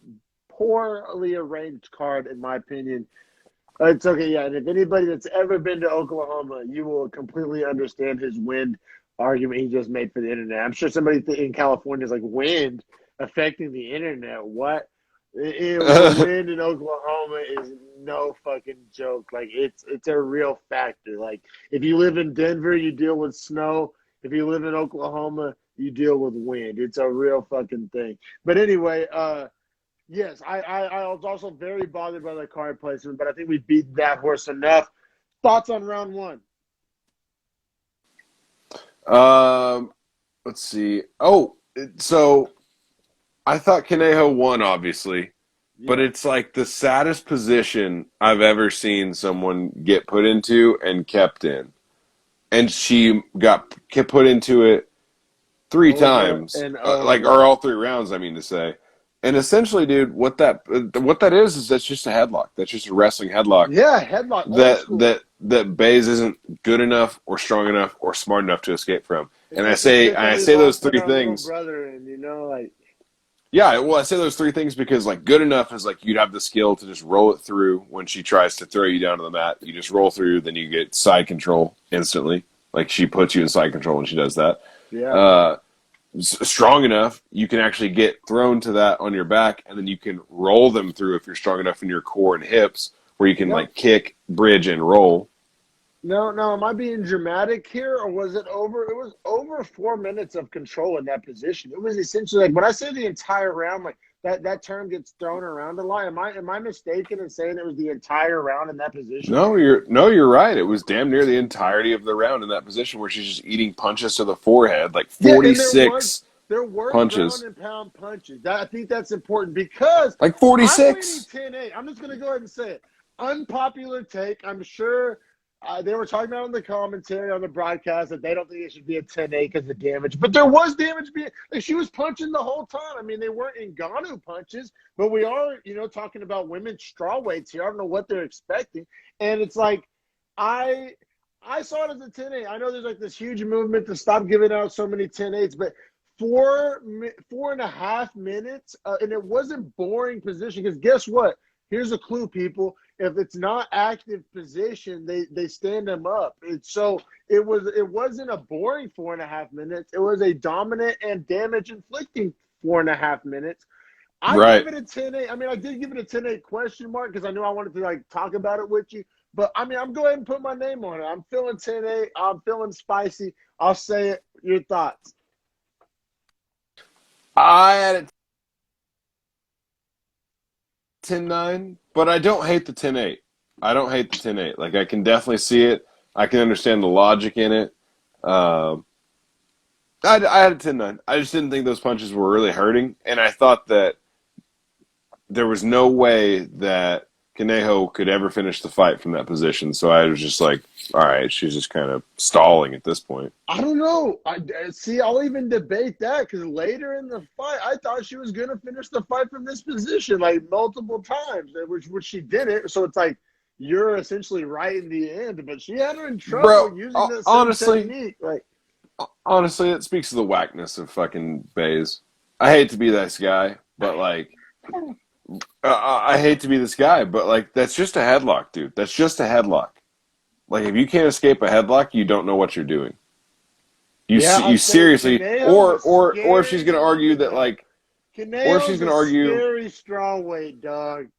He's a fucking. I guess that headlock's so easy to escape, dude. She kept locking her hands around homegirl's body. Like, you need to use your arms and press the arm off. Dude, there's like 6 or 7 things she can do. Back in the day, guys, so he knows what he's talking about way more. And it's a headlock. It's a wrestling move. That's like, and they talked about how Canelo's a wrestler. So. Right. So like I know exactly what she's doing. She's just grabbing the tricep and holding onto the arm. So as soon as you elongate the arm and like post the arm out, she's gonna try to fight your arm off. That's whenever you try to. There's so many things you can do. There's like so many things. And then like she went to hooking the head with her legs, which is like last case scenario defense. All right, let me present you with something though, because I don't know if you watched the post show. So Anthony Smith was in the post show, and Anthony Smith said that while this is the basic position, he had an example. He said he was wrestling with Ian Heinisch, and they trained together. And he said Ian Heinisch put him in this exact same position, and he said I was stuck. He said the double stuck. He said just because it's something you don't encounter in MMA that often. And we're talking about Anthony Smith, 6th ranked middleweight in the world. Like, we're talking about our light heavyweight. Is he light heavyweight? He's light heavyweight. Sorry. Yeah. But high credential fighter. He was on the post fight show with Rashad Evans, and he said that Ian Heinisch put him in this position, and he didn't know what the fuck to do. So I'm telling you, there's so many things you can do. I feel you. I'm just saying, a guy as good as Anthony Smith has been dominated in this position by a guy like Ian Heinisch. So I mean, Ian Heinisch is a ranked middleweight, middleweight, I believe. So I'm just saying, I will say, whenever you get put on the ground, and if they're just holding your forehead or ear to the mat, it's pretty goddamn hard to get out.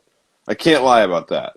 But the whole position, the way it's set up, the way you're thrown into it, you have a roll through immediately if you just know what you're doing in the position as you're being. Because even as you're being thrown, there's defense while you're actually in the air. You just have to lock their body and shell your back so that you hit the mat and turn, and you'll come up inside control.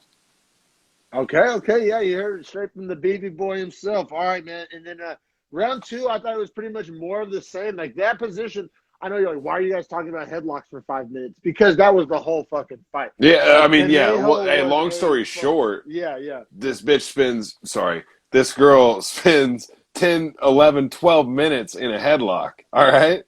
Yeah, no, seriously, I think the total grapple control time was 12:30, but it was all in this one position with this one move, and it was over and over again, which I gotta say, bro, I feel like we're kind of casting it in a bad light. I became a fan of it, and they mentioned this on the broadcast. It's nothing is more dominant than you knowing what I'm about to do, and I'm going to do it anyway. Bro, as a former offensive lineman, you don't appreciate that. Yeah, that's true. You know it's 3rd and 1, and you know we're coming in this fucking B gap, and what the fuck are you going to do about it? And then we get the first down anyway? There's something to that. Yeah, that's true. That does feel very good. That does feel great. It does feel super rewarding. That's how I interpreted when I watched this fight. Like I said, that's my former football player lens. I'm probably viewing it through. But that's when I was watching this fight. That's how I view it. I was like, she knows exactly what the fuck is about to happen and can't stop it. And I honestly gave Conejo bonus points for that. But needless to say, I had round 2, 10-9 Conejo, round 3, 10-9 Conejo. This headlock position was the story of the entire fight. Do you score either of those rounds differently? Oh no. I had all the rounds 10-9 to Conejo. Now I will say the first round was it the first or the second that was close because Conejo didn't do any ground strikes really. It's one of those rounds. Oh, it was second round. Yeah, probably the second. Yeah, and it was the least amount of time in that position. There was more time spent on the feet in that round. Yeah. And honestly, in the third round, Baez was tagging her up at the start of the third round. But she could never escape the position. She always got put back in the same position. And like you're saying, that speaks to the dominance of Conejo, literally putting her in the one position that she could win the fight in. Well, and then, so after the fight, did you see them? They pretty much kept trying to fight each other. Oh, yeah. Because Baez was salty because, I get the salt. Baez has come out and said that she's accusing Conejo of spitting on her. Now, I watched it in slow motion. That's what it looked like. Spit. Oh, you saw? Okay. I didn't see any spit. I thought I saw her maybe spit in the context of you're talking shit with a mouthpiece in and some spit comes out. But I didn't see hot spit on you because I hate. Oh no, it just looked like Conejo lunged her head like she was spitting. Yeah, I didn't see anything go from her mouth. Lunge your head when you're talking shit, especially if you're a chola with a throat tattoo. You know what I'm saying? That's how you kind of talk. You kind of throw a couple of these on there, you know what I'm saying? I mean, yeah. Yeah, but yeah, so it was interesting, Baez said she spit on it, but they started going after it. And I don't know who said what. I'm not going to try to play matchmaker here, but you hear the microphone picked up, I'll follow you home, bitch. I heard that. I was like, God I was like, oh damn. shit, this is getting live. But I think that was Baze, man. She's having a bad night, man. She watched her man get KO'd. She just got dominated 15 minutes. I found it super interesting. So you didn't give any rounds to buys, right? No. So two judges scored at 29-28 for Montserrat. I think that, yeah, but they were valuing damage last night. That's what I was talking about. They weren't valuing position at all. But At I all. feel like It was all damage value. I feel like there wasn't that much damage. And then I didn't see what the third judge scored it. Did you see what the third judge I scored? want to say 30-27. 30-27. So that's more about where I'm feeling at. But yeah, man, we can keep it pushing. That was just weird placement, weird card placement. I thought, like, I hate that this was on cable TV. Like, ordinarily, if this was a pay-per-view and they were talking shit and saying, I'll follow you home, I'd be like, oh, yeah. But there's, like, these certain, like, opportunities MMA gets on these big stages, on the big cable, especially in the middle of March Madness. I thought for ESPN to have MMA on, like, wall basketball shit was going on, I thought that was a pretty big statement. So it's a big audience, maybe not as big of an audience because everybody else was watching basketball, but I don't know. I just thought that was like and there's not many times you're going to hear me sounding like Ned Flanders. I cuss, I drink, I smoke. Like I'm not trying to say we need choir boy moments, but in these ABC cards and these cable television cards to say like, I'll follow you home, bitch, and flipping you off and potentially spitting on people after the bell. Like I said, I'm not Ned Flanders. Like I'm not get off my grass. I'm just saying it wasn't the best look. I don't know. I loved it. I loved it. No, I hated it. It was no, I'm kidding, bro. I'm kidding. I was trying to be a trash Oklahoman. It was super unprofessional. There's no place for that in the UFC. Like for this bitch to have her debut and like be doing that shit, there's a good chance that her and her husband are not welcome back. And I'll make the argument that fucking they shouldn't have been on the main card anyway. You know what I'm saying? They could have avoided that whole mess. No, I will say they were always slated to be main card. They were never slated to be the featured prelim, or the featured fight, I should say, because you have main event, co-main, featured.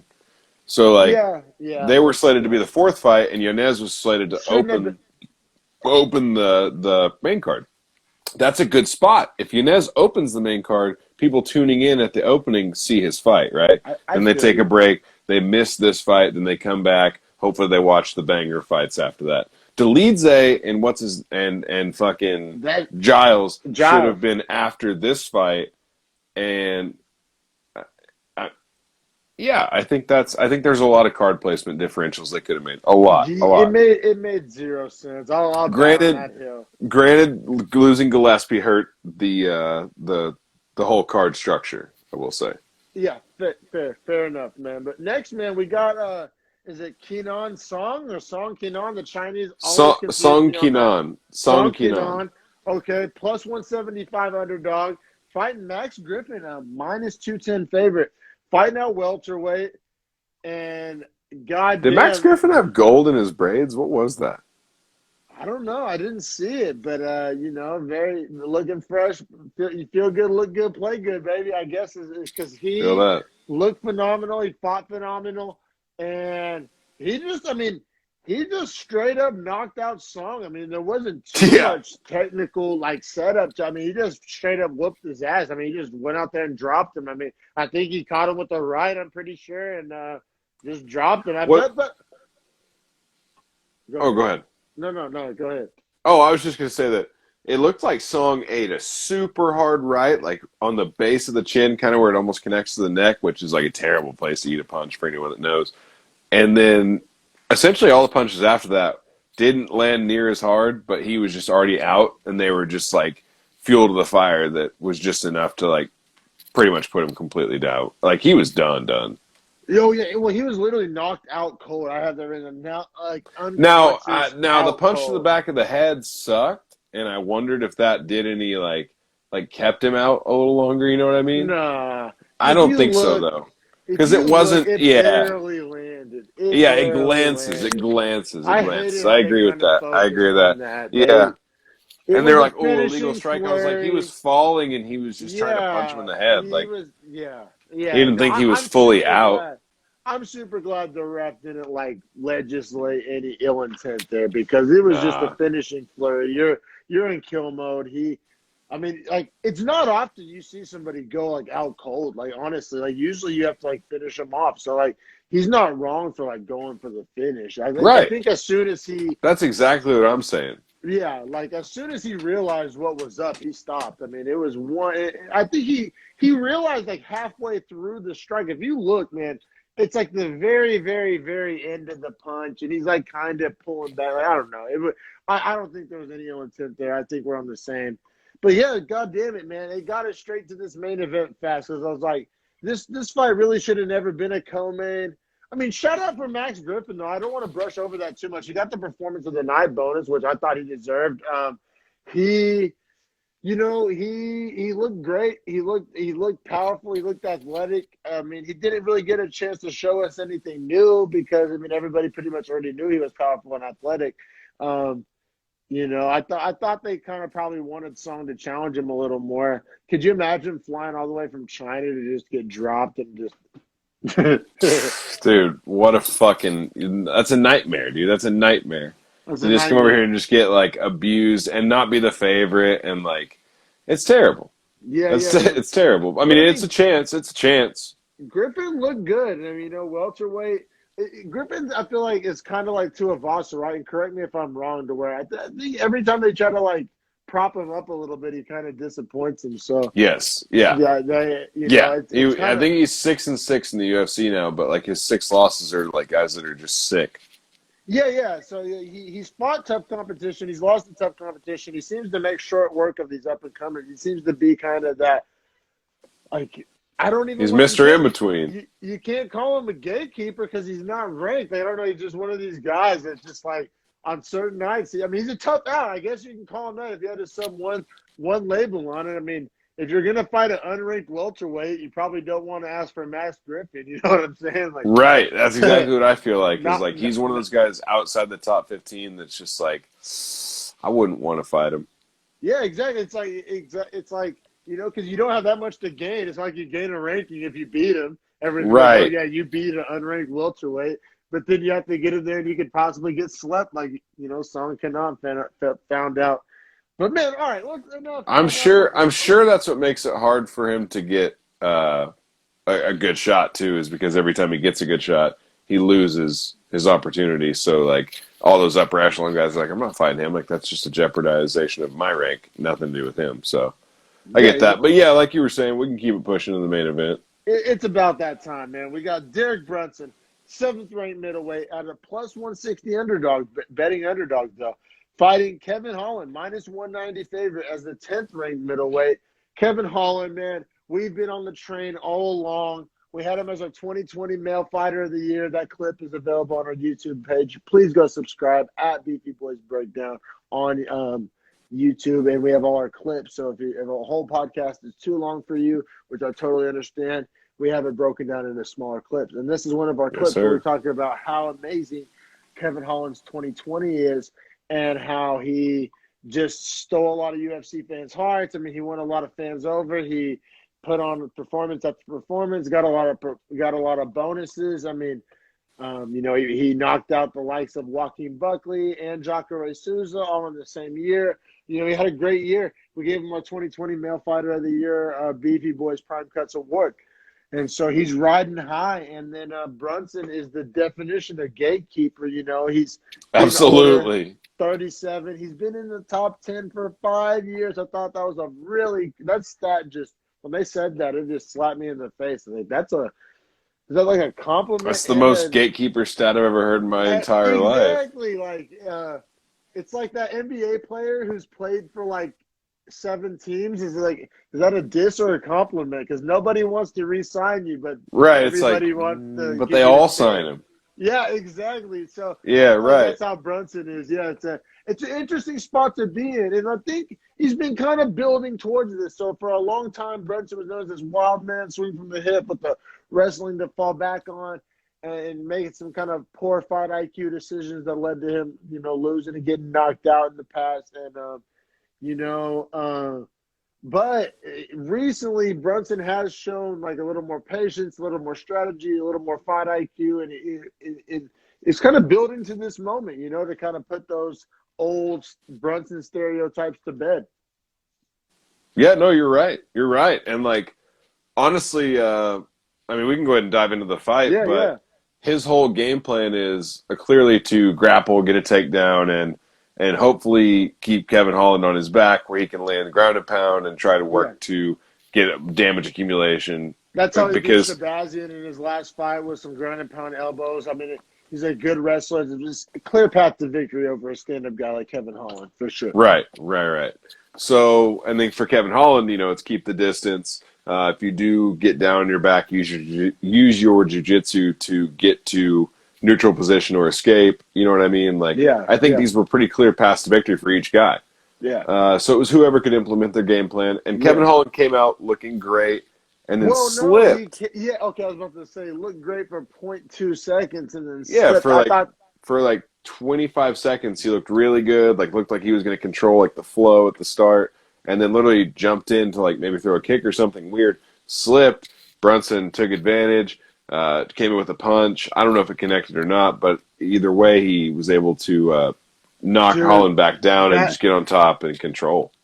So you just watched this, just a few, just a few moments ago. A couple hours ago, yeah. Bro, so when the moment Kevin Holland slipped, what went through your mind? I know what went through mine. I was like, oh, my immediate reaction was fuck. Yeah. You know what I mean? Because it was just I know this is where Brunson wins this fight. Yeah. He handed him a golden wrapped gift. You didn't even make him expend any energy for this takedown. You just got a free takedown for nothing. Yes. And you're on your back. Takedown's the most important because that's when you're both fresh. If he got if he would have spent the whole first round wearing himself out for a takedown, or piecing him up because when they were on their feet, he was getting pieced up. And that's a whole different story than, being on your back the whole fucking round and giving it to him. And but not enough damage for a 10-8. Thought round one was 10-9 Brunson. I agree. Control. He did land some elbows though, man. Yeah, didn't look terrible. Didn't look terrible. 3 or 4 more elbows, and we may be talking 10-8. You know what I'm saying? Didn't quite do enough. And Kevin Holland will never shut up, right? He's always going to talk in fights, but it was to the point where it was last night got a little out of control with his talking. Yes. Okay, so I guess we're going to talk about it. Yeah, and they were talking about it on the broadcast. I have 2 ways to interpret it, though. My yin and my yang is, interpreting it 2 different Yeah, I am 50-50 with it because it is who he is and how he performs. However, it was a little over the top last night. Well, it's one of these things where if somebody only talks shit when they're winning, then they're a front runner. Right. Nobody likes a front runner. So on one hand, he showed that's man, that's just who I am, regardless of whatever. I'm not faking it. This isn't hype to sell fights. This isn't even front running. This is just who the fuck I am, even good times and bad times. This is Kevin Holland. And part of me has to respect that. And on the other part of me is just, I guess the old man in me is just fucking take this fight seriously. Quit dicking around. Yeah, please, this is number 7. If you win this fight, you can get a top 5 guy. You can be, maybe literally get a title shot out of it. You could be 2 fights away from Izzy. Yeah, and I'm a big Holland. I still am, by the way. I want to. Oh, I'm not off the wagon. Same with Izzy. I'm not off the wagon on either of these guys. Yeah. And, so I'm still big on Holland. I know he's a real easy target to talk shit on. All my MMA social media is just filled with piling on Kevin Holland, which I'm not trying to do on my podcast. But I gotta say, during the fight, live, watching it, during the bell-to-bell, during the fight, I was, begging for him to take it more seriously. And me too. When he was talking to Khabib, that's when I was it crossed the line. Yeah, man. Because he wasn't taking cornering from his coaches. He wasn't listening to what they had to say. He was just trying to talk to Khabib. And it was bro, This is right now when you have Like, 1 minute to talk to your coaches, like that's your strategy do time. you want to win the fight? Like, do Right. you Like, do give you a fuck? care? Do you care? Exactly. I don't like wondering that, man. I really don't. But at the same time, that's what makes Kevin Holland Kevin Holland. Did you watch his Joe Rogan episode? Yeah, absolutely. Absolutely. It's And he great. was talking about on there where he was like, oh, if I win the belt, I win the belt. Like He's like, that'd be cool. Like, that'd be he cool, but kept like, it not a really what's. buck. Like, it's almost like we should have believed him. Like, I think us fans wanted to project some kind of future on him that he maybe doesn't even want for himself. Like, It's like it Derek sounds Lewis. They just want money. exactly. It sounds to me that if Kevin Holland can keep buying the newest shoes that comes out and fighting more than 4 times a year and winning the majority of those fights, maybe not all of them, sounds like he'd be pretty much straight with that, and it's. Yeah, which is like kind of whack, but also understandable, right? And it's because also like, kind of why we love him, is it not? Like, you know what I'm saying? well, and I'm not gonna lie, bro. Like, I would prefer, like, at my job personally, that someone gives me more money than someone tells me I'm the best. I don't care if everyone recognizes me as the best if I'm not the highest paid, because then there's a disconnect where I get salty because, like, oh, if I'm the best, then I should be paid the highest, right? So I get where he's at, where he's like, I just want to get the money, like whatever gets me highest paid. Kind of like Poirier said, that you Yeah. can have the belt, give me the McGregor fight, and let's get this money. I feel you. And that's like, and like in a business world, like that belt's kind of paper versus what that money is worth. So let's not go round by round on this, because I mean it was just every round was the same. Or do you? What? No. How'd you score round 2? Brunson. I mean, I literally, this is my Really? Yeah. This is, and I guess this is something I wanted to talk about. So I guess this makes sense. I mean, so I literally, my notes say Brunson had multiple takedowns, but Holland had his moments on the feet. I thought Holland, I mean, it just wasn't enough. He had some really bright spots in that round. I thought it was his best round. I thought he landed some good shots. I just thought, I mean, still 3 minutes of that round was probably spent with him on his back. Like, and it's not like those shots, like, really did that much damage. Like, I don't know. He landed clean shots in round 2, and I totally understand the argument of damage over position. I just don't feel like it was enough damage. And this is coming from somebody who was dying to give Holland a round. Like, that's why I was trying to get to how the judges scored it. But round 2 is whenever he had him hurt too, if you recall. Like, he was like piecing him up for the first 90 seconds. For the first 90 seconds, and then Brunson landed less ground strikes after that than Holland.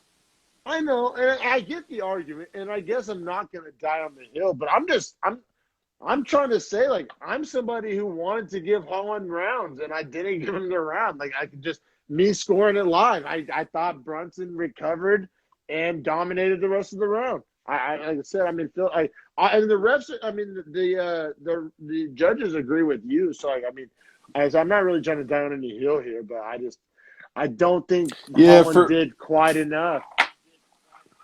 For me, it was just the fact that Brunson only landed 5 ground strikes.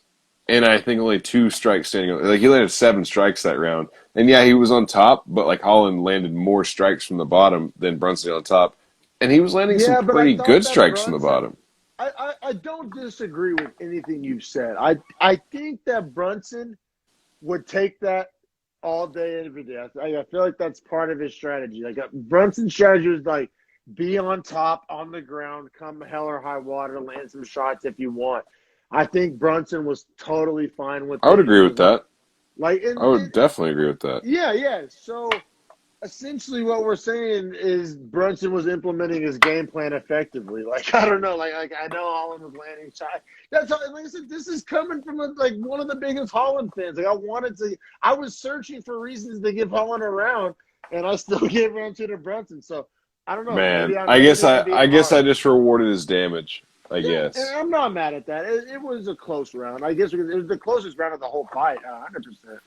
So yeah, so past that round, the scores for the judges. I mean, we can just get into it because Yeah, essentially it's the same thing for the next more three of the rounds. same old, same Is old. yeah, is Brunson getting a takedown, controlling the round, Holland talking shit, doing nothing that's smart to get off his back and win the fight from his own to be in his own way. So 40, 49, 46 two ways and 49-45 for one judge. One judge gave Brunson a 10-8 in one of those rounds. That's what I was gonna say. What round do you think was the 10-8? Probably round number One. It had to be 3 or 4. 3 or 4. Yeah. See, Was I thought in round 3, Brunson started to look like shit. I thought he started to gas. I yeah, mean, it he had to be still. one. It had to be one. It It had to had be to be one. one because that's when he was landing those nice elbows. Well, And then I'm round just 4. I'm just speculating too because I didn't score any round of 10-8. I never No, thought me it was neither. Yeah, close. me neither. Me neither. Yeah. So I scored every single round 10-9 for Brunson. I scored at 50-45, which I neither scored at judge agreed with me. 49-46. Yeah, which 2 judges agree with you. So you're probably right. But yeah, I don't see because in round 4, Brunson had, I literally have in my notes, not much damage. And then round 5, I literally just said more of the same. Like, it was just position. Like, Holland, what I didn't like and what Bisping didn't like and what Felder didn't like and what I assume nobody that roots for Holland liked, every time he got taken down, he went for that fucking body triangle and Yeah, like didn't what the attempt to fuck get to is the that feet. doing? Yeah, it was like, Like, bro, like, and the one time he turned his back and stood up, he immediately it got up and worked. It escaped. worked. It worked. Brunson And doesn't choke at people out from kickboxing behind. range, he was gonna win the fight and had a Right. chance I to know. finish him. I know. It was so frustrating, bro. Like I said, like shit He was too talking. busy talking to Khabib. He was too busy talking to Khabib. Well, I was just about to say, like, shit talking, take it or leave it, but make like smart fighting decisions. Like, you know what I'm saying? Right. Right. Like, Like, yeah, like, what? Yeah. like, why would you not try to get to your feet? He accepted. Like, so Brunson, I think when it was all said and done, Brunson had over 15 minutes of ground control time or something Right. insane. And I'd say like 14 of those minutes were accepted by Holland. Like, it wasn't like that was 15 minutes of Holland scrambling, trying to get to his feet, Oh, throwing no. submissions.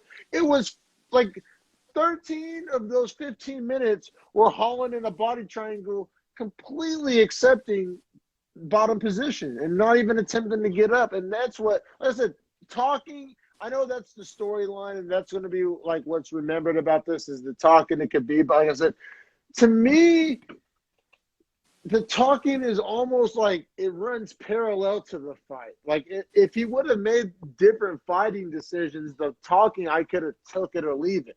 But I have a hard time Yeah, I'm with that. I'm with 100% that. blaming the talking, like, which is the kind of low-hanging fruit headline to take, and what probably most podcasters, the angle most podcasters are taking this week.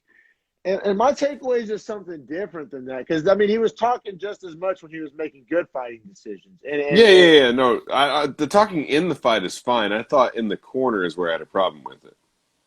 I also agree with that. Zero rebuttal to that. That was weird and out of Didn't make line. any And sense. Like, this is the yeah. 1 minute you have outside of the 5-minute intervals to, like, Well, try and figure out what your game plan needs to be or to have someone tell you what adjustments you should be making to the game that you're presenting because and you perhaps it's clearly not needed working. adjustments. And you Right. clearly needed adjustments. Yeah, Right. that was But the he was thing. not taking any coaching, and I was like, is anyone going to, like, tell him, like, hey, let's do this and this and this? Like, Well, or do...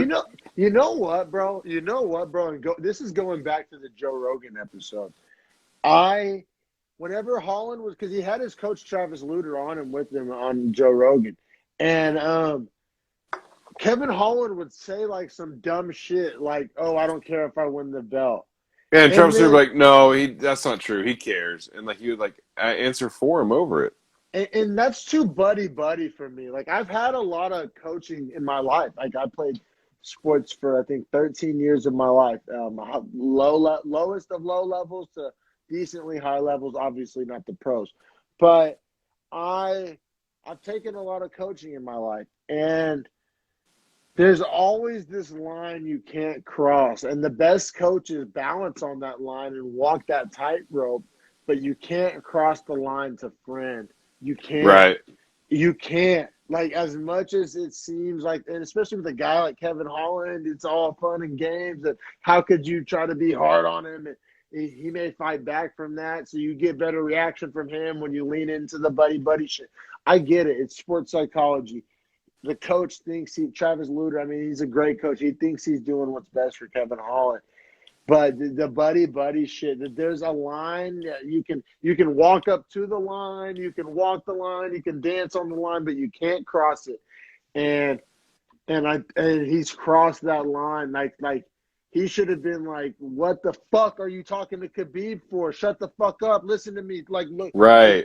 Like that's what I'm saying is, like, where was the coach at to, like, be a coach? But also, then I think Luter's too afraid of looking like lame or looking like not your buddy. Like I said, when I saw him on Joe Rogan, I immediately got red flags for this fight. I honestly did, and I when I saw how Travis Luter kind of coddled him and like didn't push back where he needs to be pushing back and tried to play buddy. But like, is Kevin Holland that guy that just like has that attitude all the time, no matter what? And like, if you like try to like forcefully restrain it, that he just will like say fuck it and leave? Like, is he that guy?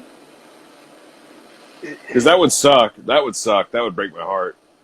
Because I don't like guys that have that mentality. It seems kind of like it, though, but I feel like Kevin Holland is telling us that this whole time, though. Like, he's never lied. Like I said, I'm not mad at Kevin Holland this morning.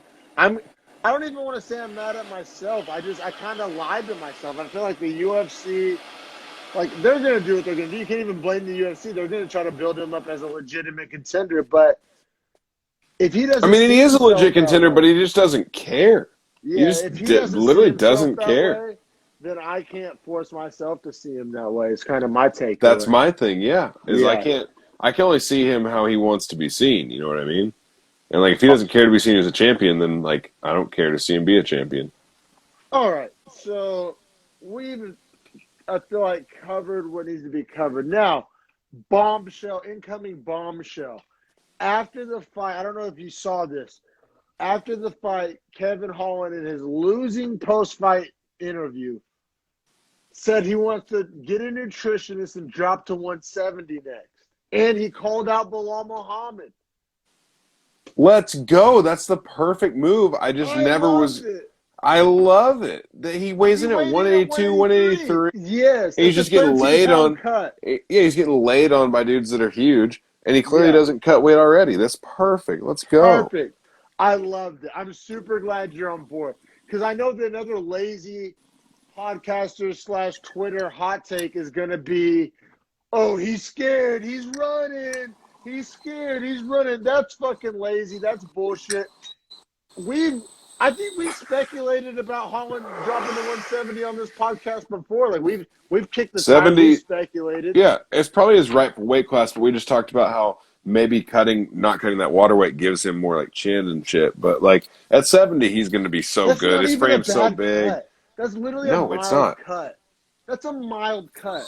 183 to 170 is a mild cut. What did he say about on his weight cut on Joe Rogan show, that he just kind of shows up in shape? He doesn't actually cut any weight? No, what he does is, like, the week of fights, he uses the UFC like meal prep service instead of like eating like McDonald's and KFC like he usually does. And like that's what the fuck he's gonna be. He's going to be 170 all day. Vegetables. Like, his weight cut is eating vegetables. Like, he's going to be 170 all day. Oh, I know. I don't think it's good. Like, there's guys that cut from like 190 or 200 to get to the 170. Like, what's the Brazilian or more, like ponytail, 215 and shit. Well, what's that motherfucker that fought? Marcus Perez. Oh, Michel Pereira. Okay. Doesn't he cut to 170? I mean, that motherfucker has to be cutting. Yeah. Think about Usman. Think about Covington. I think those guys are big for 172. Yeah, so I think that's the right move. I know it's easy to shit on, but I actually like it. I really do like it. Now, as far as for what's next for Brunson, he's been fairly adamant on post-fights, on pre-fights, that he wants top 5 next, which ordinarily, if it was a young guy taking this approach, I wouldn't be a big a fan of it. But the clock's ticking on Brunson, and he's been in the top 10 for 5 years. I have zero issue with the call-out. So I'm going to read through you 3 through 6 middleweights, and 2 of them are fighting each other like very soon. So number 3 is Cannonier. Number 4 is Till. 5 is Vettori. They're obviously fighting each other in I think less than a month. And then 6 is Hermanson, who's coming off the Chimaev loss, right? Hermanson lost to...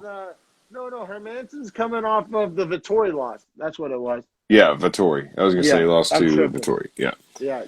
I wouldn't mind seeing Hermanson and Brunson. Because I don't think Cannonier needs a Brunson. Well, I see. I looked at it. Brunson didn't look that good. I think I disagree. I'll give you some pushback there. I think that Brunson looked exactly how he wanted to look. I guess not. I don't know. He got rocked in the second round. He wanted to get a finish, and he said that over and over again on the post-fight show.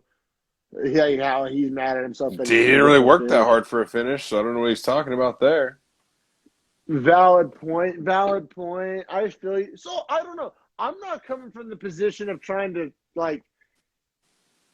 defend Cannonier. Well, and also Cannonier's on the outside looking in. Cannonier's not about to get a title shot. Izzy hasn't even mentioned his name once. Every other middleweight has a fight book. Costa just dropped. Whitaker is fighting Gastelum, right? Or is that did Gastelum step in to replace Costa? Yeah. Oh shit. That's official.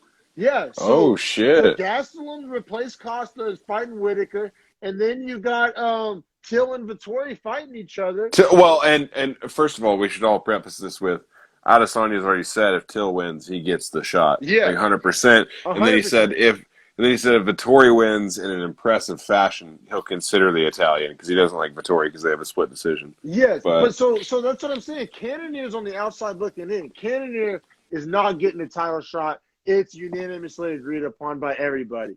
So I'm not I think Cannonier Brunson works. I'm not saying it's a great matchup for either guy. I'm just saying it works. I don't hate it. It gives Brunson the ranking he's chasing.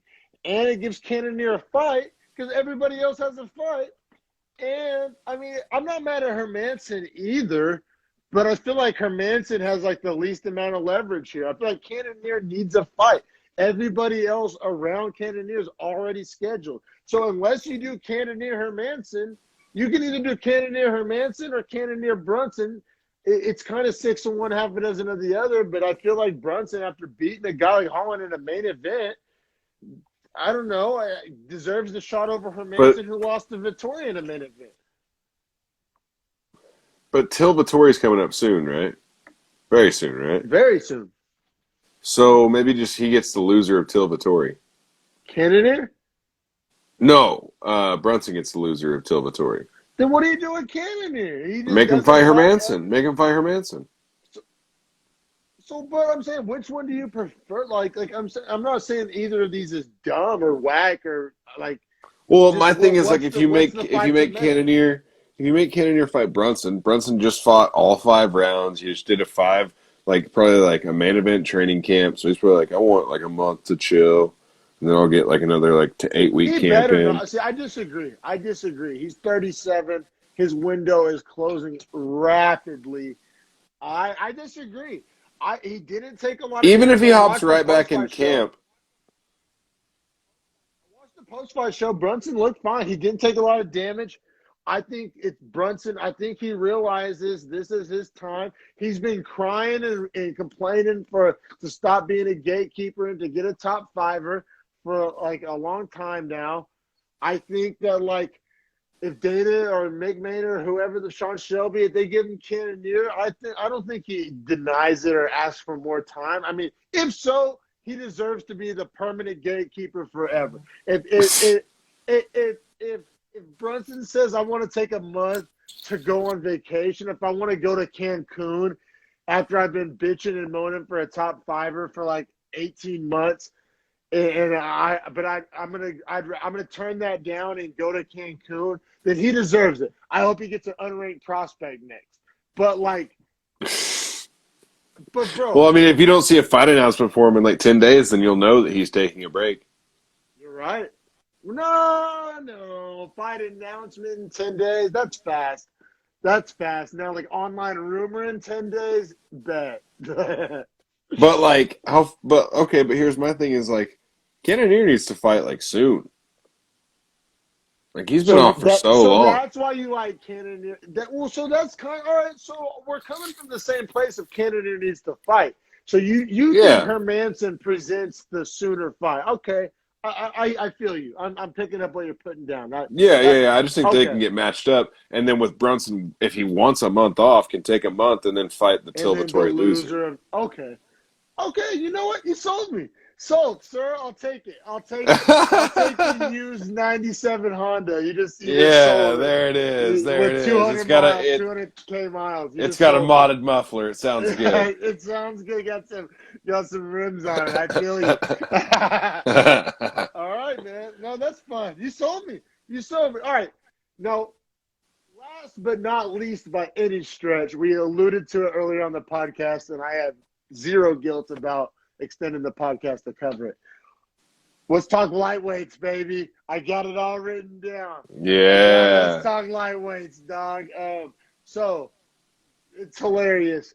Khabib is now officially retired, even though thank God, finally Dana let him retire. I had a weird intuition. Last week, or it was like a week or 10 days or however long ago, Dana released a statement where, well, Khabib hasn't officially told me to fuck off. He didn't use those words, but for lack of better terms, Khabib essentially hasn't officially told me to fuck off. So until he tells me to fuck off, he's not retired. He's still in the rankings. And I was like, oh, well, Dana, all you did was tell Khabib that he just has to tell you to fuck off now. Essentially it was like, Khabib, just tell me one more time to go fuck myself and we're done. And he was like, go fuck yourself? I don't understand what you want. Yeah. He was like, all right, we're done here. And then Khabib's like, thanks. Yeah, no, exactly. That's like a crude breakdown of what happened, but essentially that's what happened. And so Khabib's officially retired. And in the wake of that, they announced Chandler Oliveira for the belt, which I am a huge fan of. Me too. It's stoked they did that. I was going to kind of be pessimistic, if you will, and I was going to bet that they were just going to throw the belt on Poirier McGregor just I would have hated that so dude, I would have been so upset with that. No, me too. I would have hated it. I am not on favor, but I just thought that money talks, and that's just how it was going to go down. Now, can I give you the business side of this from like just the dollars and cents? I think I know where you're going, but please do for our viewers. So May 15th didn't have a headlining fight booked. Every other title and weight class is essentially booked or has fought recently or is booked to fight, right? Besides Ortega Volkanovski up in the air, but up until this point, but that was scheduled. No, exactly. Oh, I see what you mean. Right. So up until 2 days ago, they had no title available for the May 15th card, so they're trying to figure out what to do because it's pay-per-view. They already have the pay-per-view slot rented, so they've already kind of invested money in it. So for the UFC, it comes down to, like, we got to find someone that can headline this pay-per-view, and they like to only do that with belts. Yeah. So it pretty much only made sense that Amanda Nunes could come defend the 135 belt and jump in camp immediately, or they could get an interim belt, or they could get the real belt at 55 if it could be retired. Those are like their three options. Yeah, yep. So, Khabib gets the official retirement. I think it worked out great. Like it's very. It's perfect. Rarely, it's perfect. But how often do you get to say that in sports where it works out? Like I don't know. I love it. I think they handled it great because Poirier openly said he'll take money over gold, which fine. You're entitled to that. You're trying to launch. I'm with it. He's that was my argument about it being stage of his career. looking to what's after fighting. He's trying to get that bag. I am not mad at it. Although something doesn't sit right with me. I got to just say it. It can't be all peaches and cream. The fact that Poirier is not fighting for the belt is whack. As much as I love Chandler Oliveira, and Poirier Oliveira wasn't going to happen. I get it. They made chicken salad out of chicken shit. They did the best they could with what they had. Poirier openly said he wasn't fighting Chandler or Oliveira for the belt. He said that. His choice. That's so whack that he wouldn't fight Oliveira. So whack, by the way. But we can't say it's whack and say we respect the business move. Like, we can't talk out of both sides of our neck, bro. I mean, it's whack on one aspect and smart on the other. So, like, in a competitive... he's going Kevin Holland's route where he's like, I don't give a fuck about that belt. That's the game you brought. You know what I'm saying? Like, he said he wanted the money over the gold. So, okay, you get money over gold, bet. Like, dance with the date you brought. You know what I'm saying? And then... But that leaves getting gold. And Oliveira was a shoo-in. Now, given the fact that Poirier and McGregor are matched up, that left one person. Right? Actually, no, it didn't leave one person. Let's talk about, and I think it's worth talking about, Gaethje being the odd man out. Yeah, he gets to sit on the edge. But what does that mean for Gaethje? And did Gaethje deserve the title shot? No. You know why he didn't? Because he turned down a fight with Michael Chandler. He said, I won't fight Chandler. He needs to build his name up more. I forgot about that. Ooh. After the Hooker win. That's crazy that Gaethje said that. I forgot about that. That's crazy that Gaethje said that. It's like, Gaethje, who are you? But if he would have agreed to it, it wasn't for the belt, but it would have been for the belt. Probably would have been. He shot himself in the foot. Oh, my God, bro. I'm so glad you brought that up because, like, I was feeling bad for Gaethje, but now Gaethje looks like a douche. Okay. Yeah, it's his own fault. I'm on board. Chandler Oliveira deserves a shot. Chandler looked great. All these guys want to keep talking shit and say, he needs to prove shit. Dana White said, have you guys not seen him in Bellator? Do you guys not know who Michael Chandler is? Did you not see him just sleep Dan Hooker and make Dan Hooker look scared? Everyone shut the fuck up. He's getting the title shot. Wasn't able to do. Dan Hooker ate shot after shot of Poirier's best shot. Right. And if Poirier's going to... And the real fight was obviously Gaethje and Chandler and Poirier and Oliveira for the belt. But if Poirier's going to say, I want money and not gold, great. Keep Oliveira in the slot, and then you could have put Gaethje in, or the winner of Gaethje-Chandler essentially could have got that shot.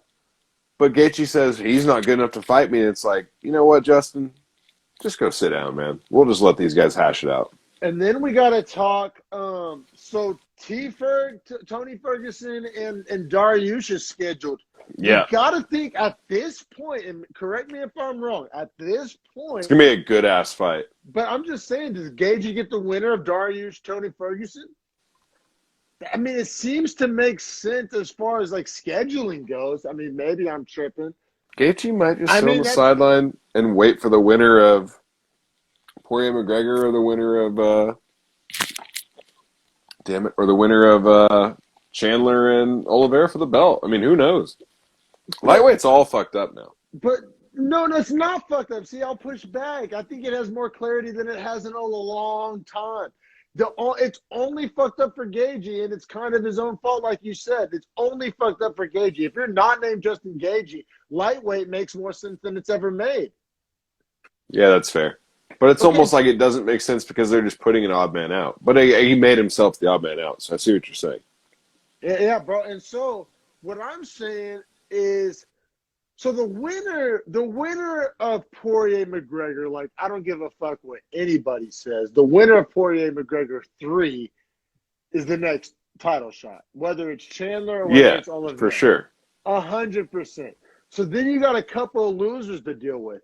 Do you put the loser of Poirier McGregor against the loser of Oliveira Chandler? Or Gaethje get the loser, one of those losers. It gets. What happens if Ferguson beats Dariush? That's what I'm saying. See, to me, if Ferguson beats Dariush, then Ferguson Gaethje. Have they already fought? No. Then Ferguson Gaethje, to me, makes all the Oh sense wait, of the world. yes they have. Yes they have. What am I saying? Gaethje beat the shit out of him in Jacksonville last year. You're right. At the start of the pandemic, that opened Yeah. up. That was the first In sporting May, event back. yeah. What You're am I right. saying? You're right. Yeah. Gaethje beat the fuck out of him. Gaethje beat the fuck out of Ferguson, so Gaethje has kind of right of refusal over Ferguson. Now, if Dariush beats Ferguson, then I think Dariush Gaethje makes a lot of sense. But I don't know if Gaethje wants that. Dariush getting a big jump like that? I don't know if they'll take that. Those guys at lightweight, those top guys, like they want names. Like Islam is the name they want. You're right. Oh, we didn't even mention Islam. Does Islam jump to a Gaethje fight? Oh, that's the dumbest thing we've said so far. That might be what happens. Oh, I'm here for it. That sounds lit. Yeah, I think that might be the move. Ooh. Or Kevin Lee. Yeah, Kevin. In the famous words of Chelsea, where does Kevin Lee fall into this? Yeah. You're right, though. It's valid. Oh, man, how fun is lightweight? Things can turn so fast. So good. Tony Ferguson versus Dariush gets scheduled. Khabib officially gets his retirement acknowledged. Chandler versus Oliveira gets it announced. And we're talking about Poirier and McGregor as if the ink has hit the paper, but it hasn't. So as much they got to work that out still. They still got to come to agreement. Yeah, and I mean it's looking like I think the next available pay-per-view is like July or something. I think July is when they're trying to book it.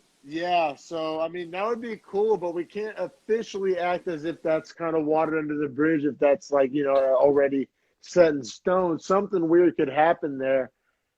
A lot of fun at lightweight. Even on a card with barely any lightweight still gets brought into the conversation. It's just probably the most fun division. All right, I guess let's take it a step further then. Let's make some predictions, and then we'll call it a day. We'll wrap it up after these predictions. We'll wrap on some hot or potentially cold takes. All right, so we got Chandler versus Oliveira. Who are you taking, dog? With no money line, without seeing a money line, without knowing what Vegas thinks, who are you taking? I'm taking Chandler. I'm leaning Chandler too because of the power. I think strong top wrestling neutralizes good Brazilian Jiu-Jitsu on the base. We've seen that a lot of times. Yeah, and I think it's most people will say that if they were fighting a kickboxing match, Chandler by KO. So it starts on the feet. Chandler has crazy power, which has been established.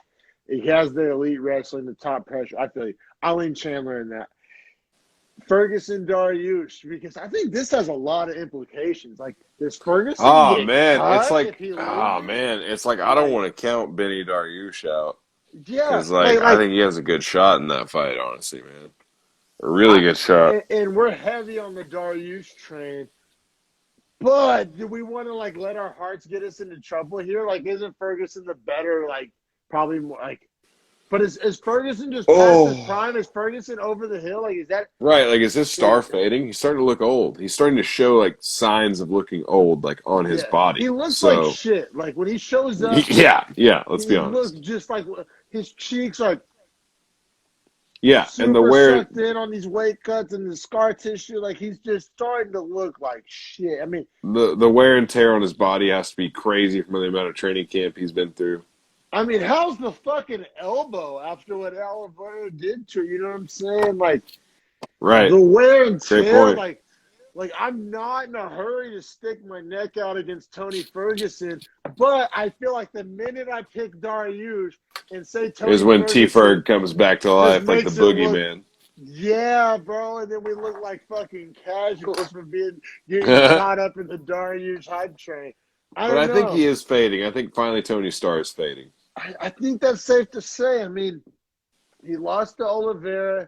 He got beat up by Gaethje, as we just alluded to. And it's all him slowing down. You know what I mean? That's a lot of the reasons he's losing. So it's all a father time thing. It's just he's looking slower and slower. And that slight edge. Gaethje, and he got out-grappled by Oliveira.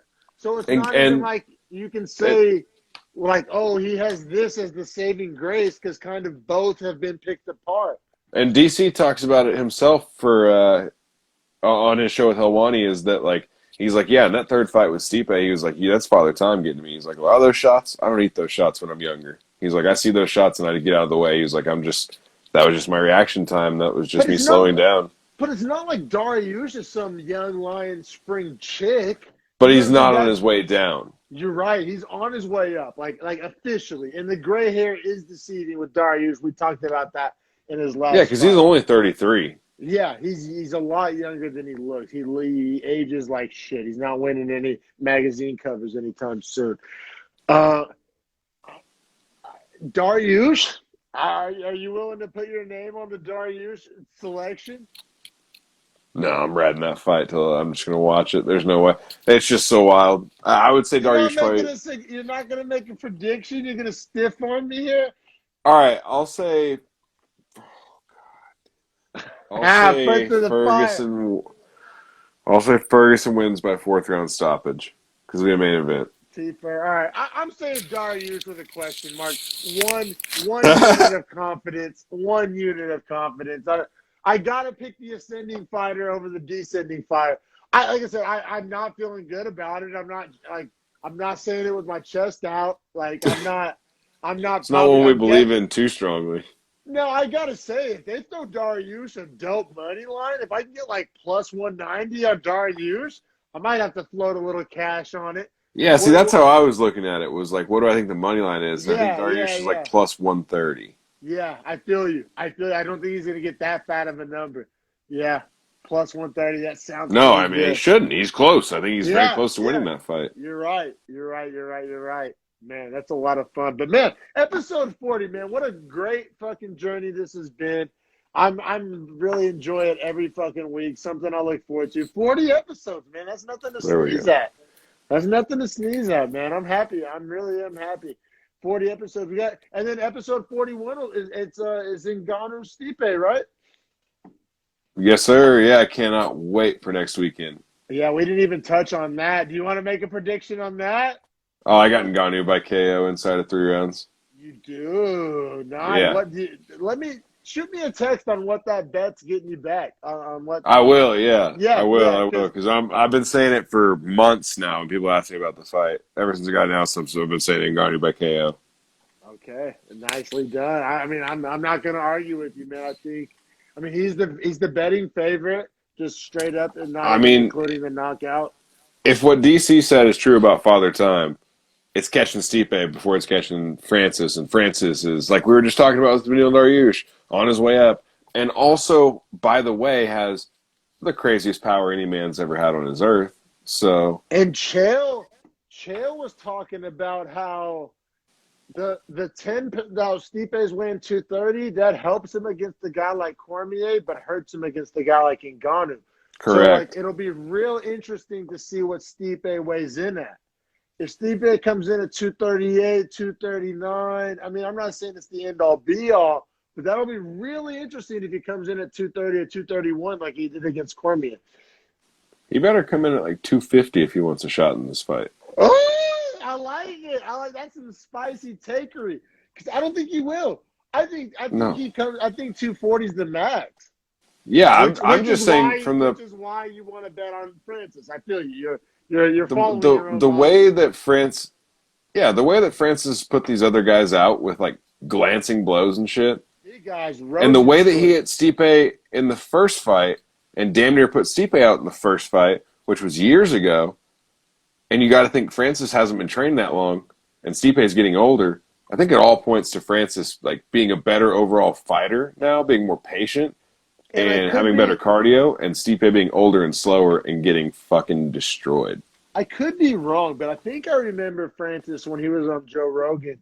I believe Francis was talking about he changed his camp up in some weird way for the Stipe fight or he was training in France and he couldn't get good grappling.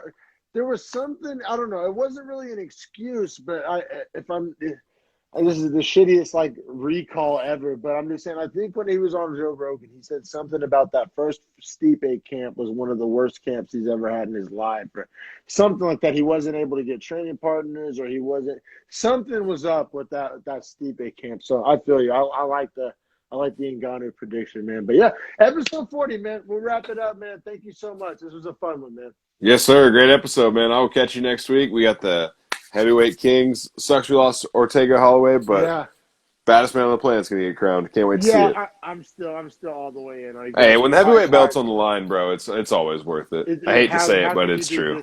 Exactly. How can you be disappointed? But yeah, man, episode 40. Go subscribe on YouTube.